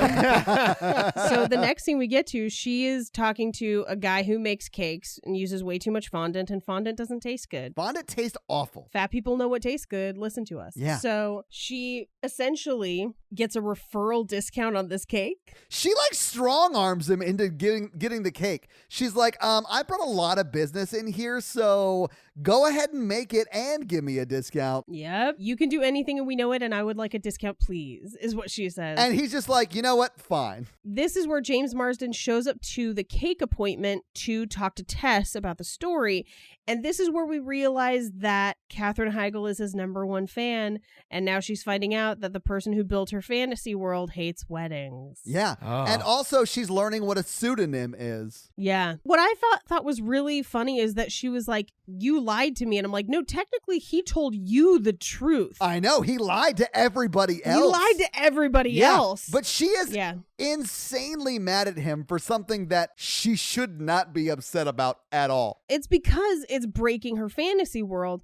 And she even says at this point, she says, it's like finding out that my favorite love song was written about a sandwich. Which I think that's a funny joke. Is it? He shows up at her house for an interview, and she won't let him in initially. It just blows my mind that she is like in love with Mark Twain, but doesn't realize that Samuel Clemens exists. Yes. Does that make sense? But she still hates him. Mhm. I just don't understand that. Well, it's because it doesn't fit into her fantasy world. Ugh. That's the thing. He comes into her house and he says, how do you feel about Tess's whirlwind romance? And she says, couldn't be happier, taught her to steam flounder in the dishwasher, practically raised her. Is that a thing? Can you steam flounder in the dishwasher? It is a thing, but it's not like your preferred way to steam flounder. And if you're like a latchkey kid, why are your parents buying you flounder and not Kraft macaroni and cheese? Like, who leaves their children alone and expects them to pull off flounder? And if you're going to kill and eat Little Mermaid characters, go with the crab. What was the flounder's name? Flounder. Flounder. He was Mikey. pretty pudgy. That would have been a real good fish. Throw him in the dishwasher. Let's have a time. Yeah. Heavy wash.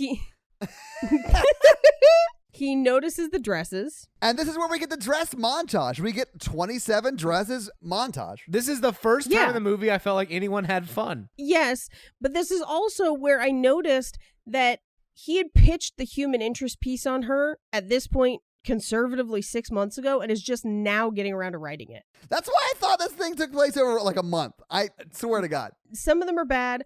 Some of them are really, really bad. He takes photos of all the dresses. She does have a Southern Belle one, and he says people do not have Gone with the Wind weddings, and she says, I have been to 3. Okay, that is a red flag. I love Gone with the Wind. I love Rhett Butler. That dude's a man's man. That is a red flag, though. Like, a Gone with the Wind landing is not okay. Here's how they save that scene. Because they cut to the wedding, and the women are in like Southern Belle dresses, but the guys are just in regular suits. And these dresses are not only horrendous, but they are racially appropriative in some cases. The one was just a kimono. The kimono one, and then it cuts to that wedding where she's ducking down for the pictures, so they're all the same height. Yeah. Oh, that was the LA wedding. That was the short No, dress wedding. No. There's one where she's in Japan in the purple kimono. Oh my God. And she is ducking down to be the same height as them, which is It cuts to her bowing down to Oh. him, and then he bows to her taking the picture, and I was like, this movie's a little racist. Oh my God. But then they do cut to the LA wedding, which was hilarious. Yeah, because it's a super short skirt and she's always trying to hide it. Not only is it a super short skirt, but the bride is like 20, marrying like a 60-year-old leathery dude. And Oh, everyone God. is in like lace and like spandex, and it's so crazy. But yeah, that's accurate. As an LA native, that's an accurate LA wedding. Well, that's insane. All right. Then they have the wedding on horseback, which is pretty funny. Yeah. There's the underwater wedding. And then he finishes the montage with 27 dresses. He says the name of the movie. Yeah. I love it. And he lectures her about using up valuable closet space, which is true. Yeah. And he kind of is like, these are gross dresses. And she counters back with, it's their day, not mine. And he says, what about you and your needs? She responds with, someday it will be my day and they will be there for me. Right. which is the saddest part of this movie. It is very sad. And it also comes right as she confirms that she is Jesus. Oh, yeah, she does say first, I don't have needs, I'm Jesus. Yeah. Which we already know she's a little mentally ill. Like, I don't know. This is not appropriate for someone who's mentally ill to say. We have a running list over on Cult Podcast of everyone who is claimed to be Jesus that we refer to pretty frequently. Hey, did I make that cut? Because in the sacrament No. episode, there is a reference to me being called Jesus. Well, someone else called you Jesus. You didn't call yourself Jesus. Well, that's fair. Okay, I'm a little disappointed I'm not on that list, but that's fine. That's fine. We can talk about it off the podcast. So she says, someday it will be my day. They will be there for me, which basically implies that the only reason she's doing a lot of this wedding stuff is that someday she can have a good wedding. Yeah. It's real dark. It is very It's a sad. real dark sentiment. The next scene, she shows up at Malin Ackerman's apartment, which is George's apartment, because now Malin Ackerman is basically living there. And she says, I need your registry list. And Malin doesn't want to let her in because she finds out that Malin literally has Pedro working as a housekeeper. Yeah. Yeah, but she's paying him during his big brother, big sister time. I felt weird about this because he is being paid for a service that he seems super psyched He's to a be child. providing. I know. He is I a get child. that. I get that. But I like mowed lawns as a kid. Like I would do anything I could to like make a little bit of money and buy something stupid. I also think she's telling George that she's cleaned the apartment. Oh, I do too. I think she's a bad person. So she sends her sister to register for her, which is weird. It's so dumb. Aren't the couple supposed to do that together? Yes, because you're picking out like the gifts that you want people to buy for you. You're picking out the things that you're going to use in your house for the next 10, 15, 20 years. You're picking out the things that you're going to serve Thanksgiving with. Yeah. You're picking out the stuff that you're going to set out on Christmas morning for breakfast with your kids. These are important things to pick out. I mean, they're still just things, but that's typically what it is. But what is this store that they're registering Oh, in? this is definitely like West Elm kind of style. It's not. Oh, I thought it was like a Pier 1 Imports. Like I thought it was Not like even. a low rent. Yeah, okay. It looks like a thrift store. I mean, it's supposed to be like a West Elm. I mean, I can't tell the difference between a West Elm and a thrift store at this point anyway. I think that this scene was written for a department store because they go in order of a department store where they do kitchen stuff because she does the casserole dish, which, by the way, is a Le Creuset heritage casserole dish. You're welcome. Then they move to vases and then the rooster-shaped umbrella holder that will hold all of George's umbrellas. Right. But this store is just like a ramshackle, cobbled-together store. No one would register there. I don't even know how they have scanners because it's clearly a Goodwill. I don't know what they're doing. They were actually buying all those things, and then they checked out at the end. They're like, that'll be $27. Real talk. If you see Le Creuset at a thrift store, buy that shit. But this is where she like cold reads what happened to him because Yes. he's like talking bad about weddings again. And she's like, oh, what? Are you like some sad single guy who like got cheated on by his wife and got divorced or whatever? Well, before she says that, he says, I think you want a wedding and not a marriage, Yeah. which is some harsh truths. And you could tell it hit a nerve. And she counters back with, oh, what? Did you have a fancy wedding? And she left. And yes, left for his best friend. Does she apologize? I just remember like the scene basically ending at that point. No, she does. Yeah. She says, I'm sorry. Do you want to find the ugliest stuff and register tests for it? Yeah. Which is why you register for your own shit. But this is the part where he goes back and talks to Jane, his editor, and she's like, we're running your story on Saturday or whatever that next day is that they're going to run the paper. And he's like, give me one more week. Give me one more week. I want to talk to her about it before we do. Right. And he thinks he's got a week. Katherine Heigl and George go to the catering appointment. Yeah, Kevin shows up at the catering appointment and sees that Catherine is like super into George.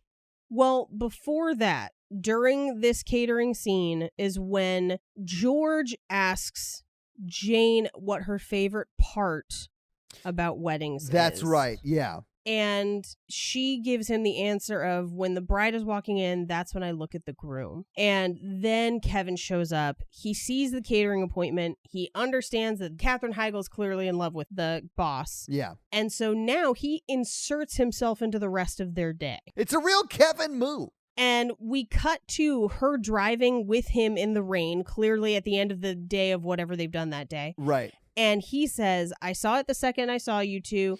You're planning your sister's wedding to the man you're in love with. And I ruined an afternoon of you pining over someone you can't be with. Which is Right. all true. I mean, I like Kevin's communication style. Get rid of his like stalkerish behavior. I kind of like how he like kind of throws it all out there. I do like that he and Judy Greer are the only people in this movie that give her flat out harsh ass truth. They're the only honest people. Yeah. And he's a stalker. So like really it's just Judy Greer, and then he has flashes of brilliance. Right. So he's trying to get her to drive slower because she's driving like a maniac in the rain. And they are clearly just in a car and someone is pouring buckets of water on the top of the car. Yes. Because you see water rushing down the windshield, but no actual water droplets hitting the windshield. Okay, Todd, whatever. There is a saying called "it's raining buckets." Okay. I don't think that's what they mean. Yeah, I think you misunderstood that. Yeah. They do hydroplane. They slide down a hill. The car's okay, but neither of them have a cell phone signal, which I thought was like, do you remember when you couldn't get cell phone signals and they're like holding them out of the car? I like that they were holding them out to get water damaged as they're trying to get Yes. signal. Yeah. So they go to the nearest bar, which I don't know how far this bar was because there was nothing around them when they skidded off the road. Or No. at least it didn't look like it. There is some privacy where they skidded off the road because they about to bone in that car. Yeah, well, Yeah. but they're walkable to both coffee and a bar. Yeah. Maybe they're just exhibitionists. We're all 3 drinks from it. That's true. So they go to the bar. They relax. She says that they're going to have one drink, and one drink turns into many, many, many, many, many drinks. Like they do. This part of the movie is why people like the movie. Yes. I think from this part of the movie on. The best part of the movie was this whole part. And they could have made a movie where Kevin was a good character if they just took the article out. Like, it's all unneeded conflict. If they took her sister out, this is also a better movie. It's either or. It's got to be either or story. Mhm. So they get super drunk. She's grilling him about all of the weddings that he's covered. He claims he doesn't remember. She asks him what he likes about weddings, and he says, when the bride's coming down the aisle, I look at the groom. Yes, he does. But before he gives a real answer, he says open bar. I like the Yes. open bar. And if you look at the guy who's in his close-up over his shoulder, that guy goes, oh, yeah. Like, he gives this one, like, yeah. Todd, the guy next to them sitting at the bar reacts to everything they say. I know. I love it so much. He looks so annoyed the whole time. And I was like, You need to watch that scene again just for the guy who's over Marsden's shoulder. It's amazing. Oh, that's hilarious. because he is just like, they start like flirting and he's like, no. It's so good. He really does give a stellar extra performance. Yeah, like, That's it's so amazing. funny. He's at best a featured extra. Like, he's making no money.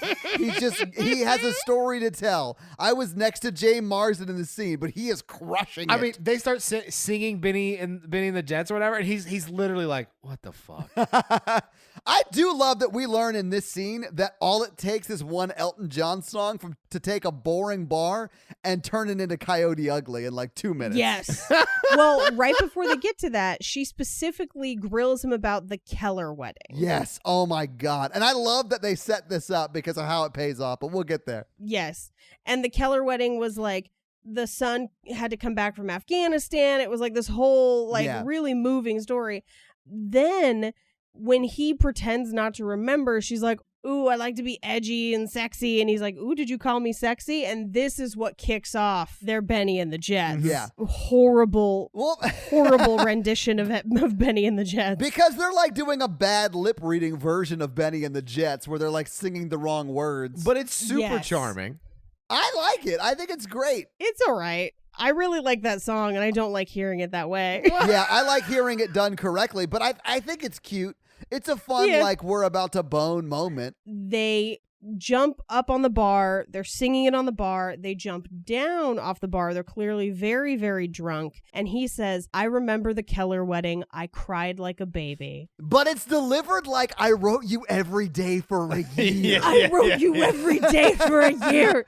And then they just start making out. Which I would like to take a moment to say that alcohol negates consent. But yes, they do start making out. And then we cut to them having that sweet, sweet car sex. Oh, yeah. The first time you have sex with someone, you're doing it in your dad's old Volvo. And it's played as awkward and not really all that sexy, and then they cut away from it. This movie has a problem with sex, clearly. It does. I do like that when they lean away from the steering wheel, that's when we hear the horn. Whoever directed this scene has never been in a car. Yeah. Anyway, we cut to the next morning. He's brought her coffee and she's like, I never do this. And he's like, yeah, you said that the whole time. And I was like, maybe that means stop because she was drunk. If a girl is saying, hey, I never do this, and she's drunk, you need to stop. So we cut to they're in a diner for breakfast and a guy remembers them from the night before. Yeah. And he's like, Benny and the Jets. And she doesn't remember. So she's like, oh, I sang Benny and the Jets last night. And he's like, yeah, you did. And then someone else comes up and is like, oh, hey, it's you. And she's like, yeah, Benny and the Jets. And she's like, no, you're that girl from the paper, realizing that they've run the story. And because every woman reads the commitment section of this newspaper, right? Of course she's like famous. Yes. And she slaps him, which I think is fair. Yeah. Appropriate. Oh, man. This is the second slap in the movie because Judy Greer slapped the shit out of her earlier. That's true. Kevin did try to delay the article and not get it published. He did. And he did want to talk to her about it beforehand. And when he confronts Jan from the office, she's like, well, I make that decision. You don't. Yeah. And he does say, he's like, she got ambushed. She didn't know it was coming. But part of me is like, you've had months. Yeah. You have been stalking this woman for months to use her for this story. And at no point were you like, by the way, I'm writing a story on this. You don't have her permission to use her image or her photos. You don't have her consent. You don't have any sort of moral ground for this to be okay. Yeah. And then Katherine Heigl gets home and Tess is flipping out about what the story says about her, which, by the way, is completely accurate. Yeah. And like this kind of personality type does, she's making everything about her when clearly it's a much bigger deal in Catherine's life. Yep. We cut to the office the next day. Judy Greer gives her a little bit of a ribbing about it. Yeah. I love Judy Greer, though, because she's giving her a little bit of shit, but she's also like, hey, I'm here if you need any. Like, she's very supportive. Yeah. This is also where her boss finds out about it. And he is a completely decent dude about it. Yeah, he's great about it. Yeah, he's in the article too. But he says, he took advantage of you. Don't worry about it. Nobody even reads it. So true. And at this point, the drama around this article largely disappears from the movie. Yeah, it's gone. It's a non-issue. It's a speed bump for like 3 minutes in a 2-hour movie. Yeah. Yeah. So the next scene we get to is the dress fitting, where we find out that Tess has now given her a script so that she can only say things that Tess has approved at their, it looks like the rehearsal dinner. It is the rehearsal dinner, yeah. It's for the slideshow portion that Katherine has also been assigned to put together. Right, because she has all the family photos. Right. But it's in this scene that we find out that Tess has altered their mother's dress, and not just altered it, but basically shredded it to use a couple pieces of lace, and that's it. And this is Katherine Heigl's breaking point. I love this because she like leaves and is clearly mad, and Tess sort of like waddles after her in the wedding dress, and she's like, she says, how could you do this to me? You're my sister. Oh yeah, and she said, that was yesterday. Today you're just some bitch that broke my heart and cut up my mother's wedding dress. And I was like, fuck yeah, let's get this. Yeah. I loved it. I thought it was great. But here's what doesn't make sense. I would not put her in charge of the slideshow after that. Yes. Oh, Thank you. After that, you're no longer maid of honor. You're uninvited. Yeah, absolutely. So she gets to the rehearsal dinner and she's wearing this black cocktail dress that means that she means business. Yeah. She has definitely become Catherine Hyde. Like, she is evil in this moment. And I Yes. loved it. She's eating pigs in a blanket and trying to force feed them to Tess, which is great. I love that. Tess is like, you're only going to say what I wrote, right? Which is a clever turn of phrase because she does only say what she wrote. Yes. But she made no such claims about the slideshow. Right. Oh, we should also say that she threatened to tell Tess, Yes. I'm going to tell George all of the lies that you've been telling him.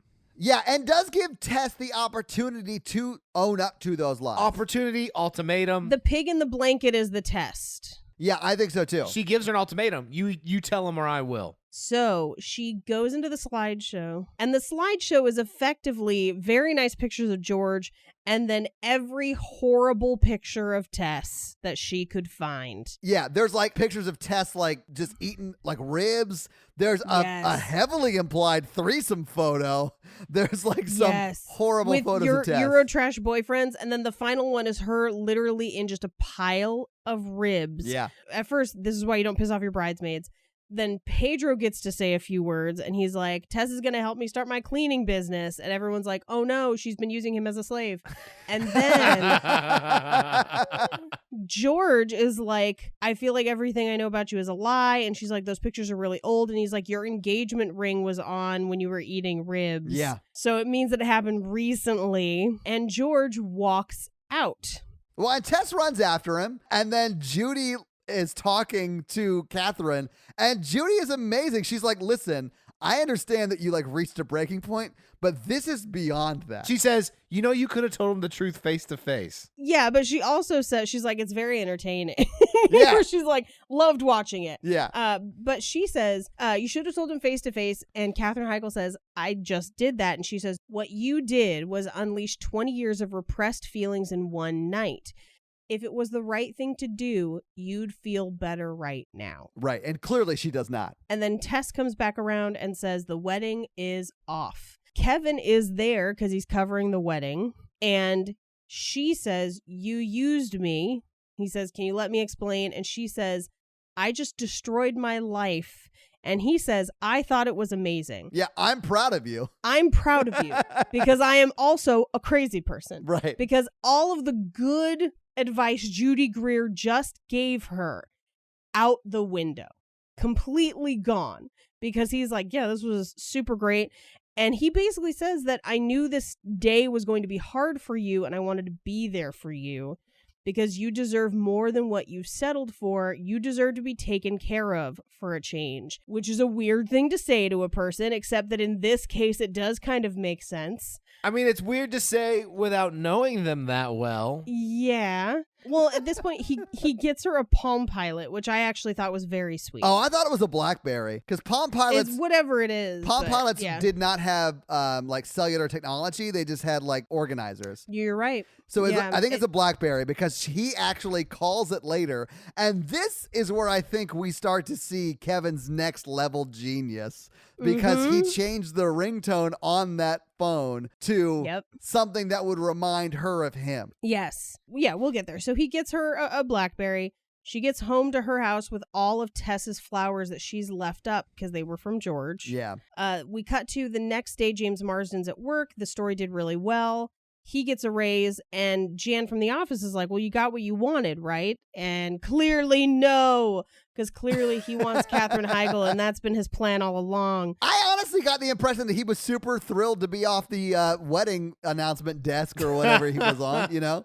Yeah. He was like, okay, dope. Cool. Let's do this. So the next day, we cut to the dad's hardware store. Yeah. He's invited Katherine Heigl, and he wants her to work things out with Tess, and he has also invited Tess, and they have a fight in the middle of the hardware store where essentially all of their issues from the last 20 years come out, where Tess is like, you ruined my life, and Katherine Heigl is like, I've spent my entire life making sure your life is good. And then Tess counters back with, I didn't need you to do that. Yeah. You chose to do that. Stop doing it. And which is, again, good advice. Way too late in the movie. Yeah. But she does say, if you didn't have to take care of me all the time, you would just be my sister. So maybe just do that. I honestly thought this scene was, I think, somewhat unrealistic, maybe. Yes, but I thought yeah. it was sweet on some level. The message was Yeah. good. Yeah, that's what I mean. Yeah, exactly, Mikey. Yeah. We cut back to her apartment. She takes all the dresses out of the closet. Her phone rings and she says, yes, of course, I'll be right there. She shows up to her office in a very fancy dress and says, oh, I guess you did need me to find you a date for this benefit, because I'm guessing there was a line cut out somewhere where she was supposed to find him a date for a benefit before he met her sister. No, that line is still in there. In the very beginning, when she's being set up as his assistant, one of the things they establish is that he has a YMCA benefit he's going to, and the one thing he doesn't need for her to do is get him a date. But she needs to write him a speech, make sure he has a tux, that kind of stuff. But like, how far in advance are they planning that? Yeah, he's planning that YMCA benefit a year and a half in advance. Anyway, so she is helping. I want to say she's helping tie his tie again. No, she's just looking through stuff on his desk and they're talking. Okay, that's what it was. Yeah. But he says, you did me a favor. I was about to marry someone I barely knew. And he basically says, forget the whole thing between him and Tess. I need you to print out a copy of the speech. And he says, you never say no, which I love, which is the most troubling sentence in this entire film. Yeah. I don't think he means it like a bad No. way. No, but he I means think- it like an employer-employee relationship sort of way. It means he knows she has no Yeah. boundaries and he takes advantage of it. And I would say this is the only time we really truly see that side of him in this movie. Yeah. Agree. But it does get super weird in the next 30 seconds because she's Yeah. like, you know what? I quit. She heads for the door and then she turns around and gives him a bunch of like, I stayed in this job way too long because I loved you and it just didn't work out or whatever. And then Yeah. he decides to go kiss her, which I thought was Yeah. insane. Yeah. It's super insane. And then she's like, yeah, I didn't feel anything. Not a damn thing. But let's try again. But I feel like this is also when you set up a fantasy world, you're creating a person that doesn't exist. That Right. kiss will never live up to your expectations. It will never. This is something people do with celebrities all the time where they're like, I know that person because I've watched them in whatever or listened to whatever or done whatever. You don't actually know that person. You've created a version in your head. Yeah. And the same is true for her. So it does not live up.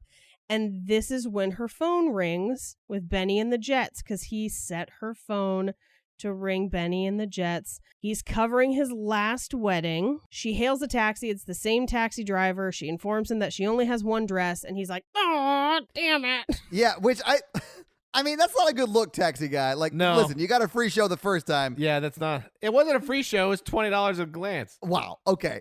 Sorry, Mikey. The wedding is on a boat. She jumps and makes it in heels, which is amazing. Oh, I thought she was barefoot. I thought she tripped. She's in heels. She lands and then skitter slides on the Yes, heels I'm not- and then stands and then trips. Yeah, she falls off the stage, or maybe not stage, but that's where you like walk on from the pier. Yeah. Yeah. Mhm. As she's walking through this wedding trying to find him, the bride notices her. Because again, everyone reads the wedding section of this paper, so she's famous amongst women. Let's just say BuzzFeed picked it up or something. That would be more realistic. That would be more realistic. So the bride gets her to make a wedding speech. And what I do like is she starts it out basically by saying, you were right and I just didn't want to hear it, Yeah, which is accurate. very. But then she says, you're not what I imagined, but fighting with you is the best thing that ever happened to me. Red flag. Red flag. This is the second movie that tries to normalize fighting as a couple. I'll say Sweet Home Alabama's worse, but this is trying to normalize something that should not be normalized. Yes. And then she says, I'll go now. And I was like, where? You're on a boat. Yeah. Oh, What yeah. Where are you going to go? What, are you going to go for a swim, you idiot? It's insane. But when she's on stage, she also says, I think there's a very good chance I'm falling in love with you, which I thought Yes. maybe be more definitive at the end of the movie. Yeah, maybe. I don't know. I mean, I think it's good they take their time at this point. That's fair. All right, That's fair. Mikey. They kiss. There's a title card that says 1 year later. We open on his coworker and Judy Greer getting ready for the wedding. Kind of sassily talking to each other. The coworker was Jack Donaghy's assistant, and I was Yes, so happy yes. to see him in this. I just wanted him so badly to just be like, Mr. Donaghy. I loved him so much. I'm sorry. And their flirting was like appropriate and normal. Yeah. Judy knew who she was going to be staying 2 days with at the end of this wedding. Yes. George is there with Pedro. They see Tess, who is a bridesmaid, and Pedro is like, maybe I could get with Tess. I'm a year older. I'm a year older. I have my own cleaning business. I'm a successful entrepreneur. George and Tess kind of reconcile, and I'm like, he made out with her sister. Paige, they didn't reconcile. Apparently, in this year, George suffered a head injury and forgot everything that happened before this moment because she introduces herself again to him. She introduces herself honestly. Yes. Yeah. I mean, he's single, she's single. It's a wedding, open bar. She's an ex. We've all been there. Mikey, I have not been there, but it sounds like it was fun. In the interim, in the year prior, he made out with her sister after she confessed her love for him, which is very weird. Yeah. That's a weird thing. But we are finally getting Katherine Heigl's day. We get to see a shot of James Marsden as she's coming down the aisle. And this is where I kind of cried a little bit, even though this movie's bad. Okay, let's talk about this because they set up this, I want to see the look of my wife coming down the aisle or whatever. He gives a look like he dropped a penny in the sun and he's trying to find the penny. Yeah, He's in the sun. They're at a beach wedding. Like, of course, it's very bright. He's not even smiling. He's like, and he looks around. He's like, huh? He can't see her because it's too bright and it's like it's just too much sun in his eyes. Yeah, it's not a great look, but then I was like, I remember with my husband when I came in, and I was just like, Paige, full disclosure, I started crying when she said, I think there's a good chance I'm falling in love with you, and did not stop until the end of the movie. There you No. Oh, I didn't come close to crying. Now we pan out, and this is where we see all of the 27 dresses, and they all allegedly showed up for her on that day because she was there for them on their day. But I think we have a couple alternate endings. Yes. Yeah, so I think personally, because there is a very big definitive break after her actual bridesmaid before the 27 bridesmaids, I think that that's all a figment of her imagination. Ooh, I'm going to argue that everything from the slideshow on is a delusion that she is having in a facility. Oh, I love that. So we pan and we see the dresses, and then we cut to her just sitting at a cafeteria table, and she's drawn out all the dresses on pieces of toilet paper. All of them are brown. We All we have three really different perspectives because the whole time in this scene I was like, man, I'd love to be a groomsman in a wedding where the bride had 27 bridesmaids. Especially when there's only like 3 groomsmen or whatever. Yeah, those numbers are real good for you. But they're all married. All of her bridesmaids are married. I bet some of those did not work out. I mean, what are the odds on that? We already know because the movie establishes that 50% of marriages don't work. So there's at least 13 of them that are single. Maybe 14. But you gotta know that it's like the kimono and the LA wedding and the Gone with the Wind wedding. It's not the like passable wedding dresses. It's the wild ones. I don't care what they're wearing. I'm definitely going for the wild ones. I care how it looks crumpled on my floor. Oh, man. I'm definitely going after Gone to the Wind wedding. I'll be like, I do declare. Oh, I do declare that body looking quite nice. I am definitely going to invade your southern border. What is this, a Ouija board? So I'm sorry. I'm really good at like Confederate sexual humor. It's a really small niche, but man, you crush it. And that's the movie. movie. So I kind of peppered our financial facts throughout this time, in part because a lot of them are the same as the How to Lose a Guy in 10 Days, where her apartment is probably at least $3,000 and she's making anywhere from 40 to 80K Not enough. a year in New York. Maybe more, not enough. People spend an average of $200 to $600 on a wedding if you're a part of the wedding party, depending on the wedding. So if she's attending 12 weddings a year, That is a lot of money. Yeah, She's spending upwards of $7,200 a year on just on weddings. weddings. Not including flights to Japan, which are like $3,000. Yeah. Well, I mean, Yeah. if you're embezzling, it's fine. True. I do like the idea that she's Yeah. embezzling. Now, James Marsden, he is an editor, which means that he is in the 50 to 80K range as well in New York. Oh, man. They don't make enough to live there. They don't. The other thing, too, when we see George's house, that's like the penthouse, and he's the CEO of his own company. But unless the company is like the most successful company in New York, he probably can't afford that place either. So do you guys quickly want to talk some box office? Yes. All yes, right, please. cool. So what do you think the budget for this movie was? It came out in 2008. I want to say this movie cost about 20 grand. 20 grand? No, I'm sorry, 20 million. That makes more sense. Mikey, what do you think? I'm gonna say $20,001,001. All right, so Mikey Boo. wins, but only because he was a dick on Price is Right. The budget was $30 million. Wow. Yeah. I know, right? It was $30 million. So this opened on January 18th, 2008, and it was number 2 at the box office when it came out. It got beat by Cloverfield. Oh, the first one? Yeah, the first one. It made $40 Okay. million its first week out. 27 Damn. Dresses still made $23 million, which ain't nothing. And 27 Dresses beat The Bucket List, Juno, and First Sunday. That was the top 5 that week. Juno. I know, right? Talk about a movie that made me sob buckets. Yeah. Yeah. But ultimately, this movie did very, very well domestically and internationally. It made $76.8 million domestically, $83.4 million internationally. So it made $160 million. Correct me if I'm wrong. We have yet to encounter a film on this podcast that was not a mega hit. Yeah, I think they've all made quite a bit of money. And it made another $46 million in domestic DVD and Blu-ray sales. So it made over $200 million. Every sorority house in college had a copy of this DVD. Oh, man, we should give them another. But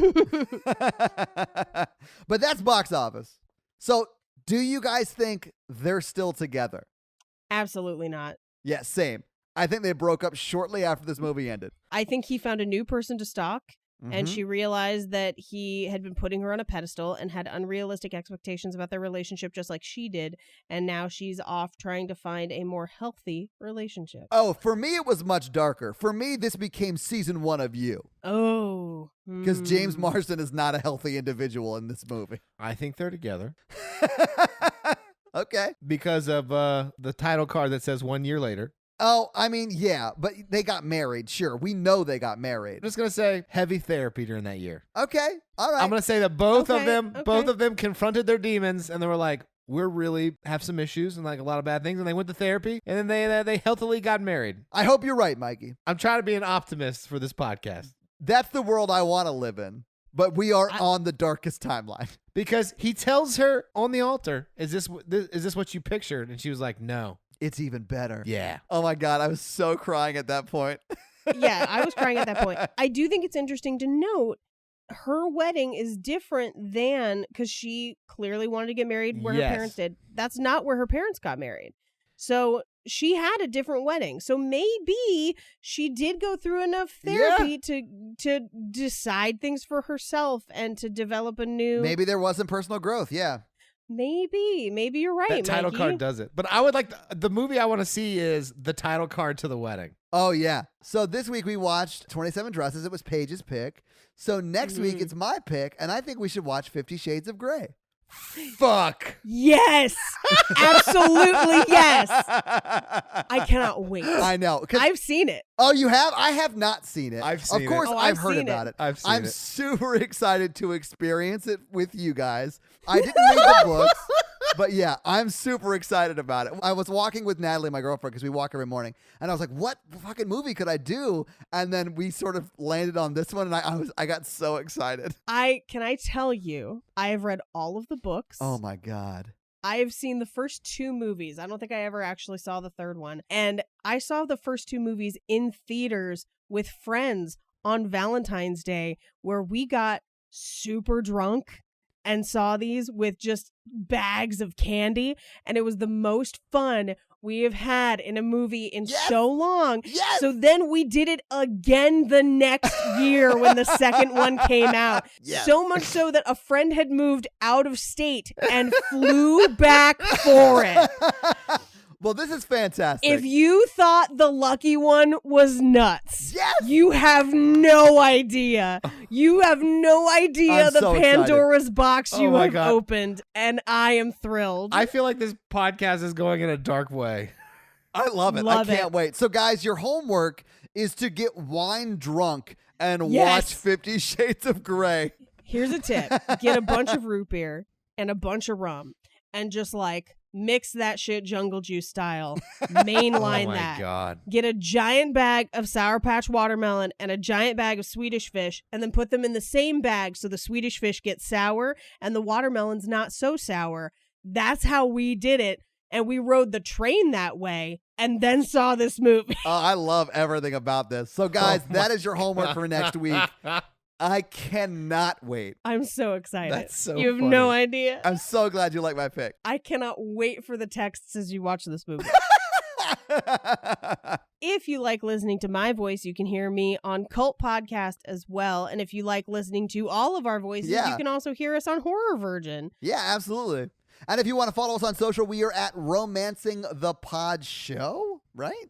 Yeah, Romancing the Pod Show everywhere but Twitter. Twitter is Romancing Pod Show, SHO, because they have a character limit. Yeah. If you want to follow me, I'm at Paige Wesley on Twitter or at Rampage Wesley on Instagram and TikTok. I am on all of the socials at mrandolph24. And if you want to follow me on all the socials, I am at Todd J. Awesome. And join our Facebook group. Oh, and I'll read a review. Oh, yeah. So, guys, if you want to have Mikey read your review, leave us a 5-star review for Romancing the Pod, and we'll have Mikey read it for us. So this is Beetle Dot leaves a Okay. review entitled "I'll Have What They're Having." Oh, I love it already.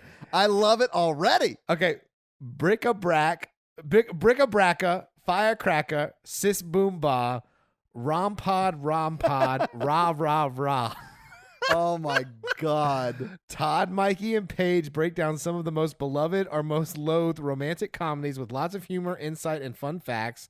Can't wait to hear more. A must listen no matter what side of the debate you're on. I love it. That is an amazing review. Thank you very much, Beetle Dot. You're amazing. We'll see you guys next week in our room of pain. We're the podcast that you love in the streets and in the sheets. Join us next week Ooh. for 50 Shades of Grey, yo! Yeah. Bye. Oh. Bye. You complete me. To completion. You've perverted this podcast in 7 weeks. Yes, I yes, love it. yes. La la la la la.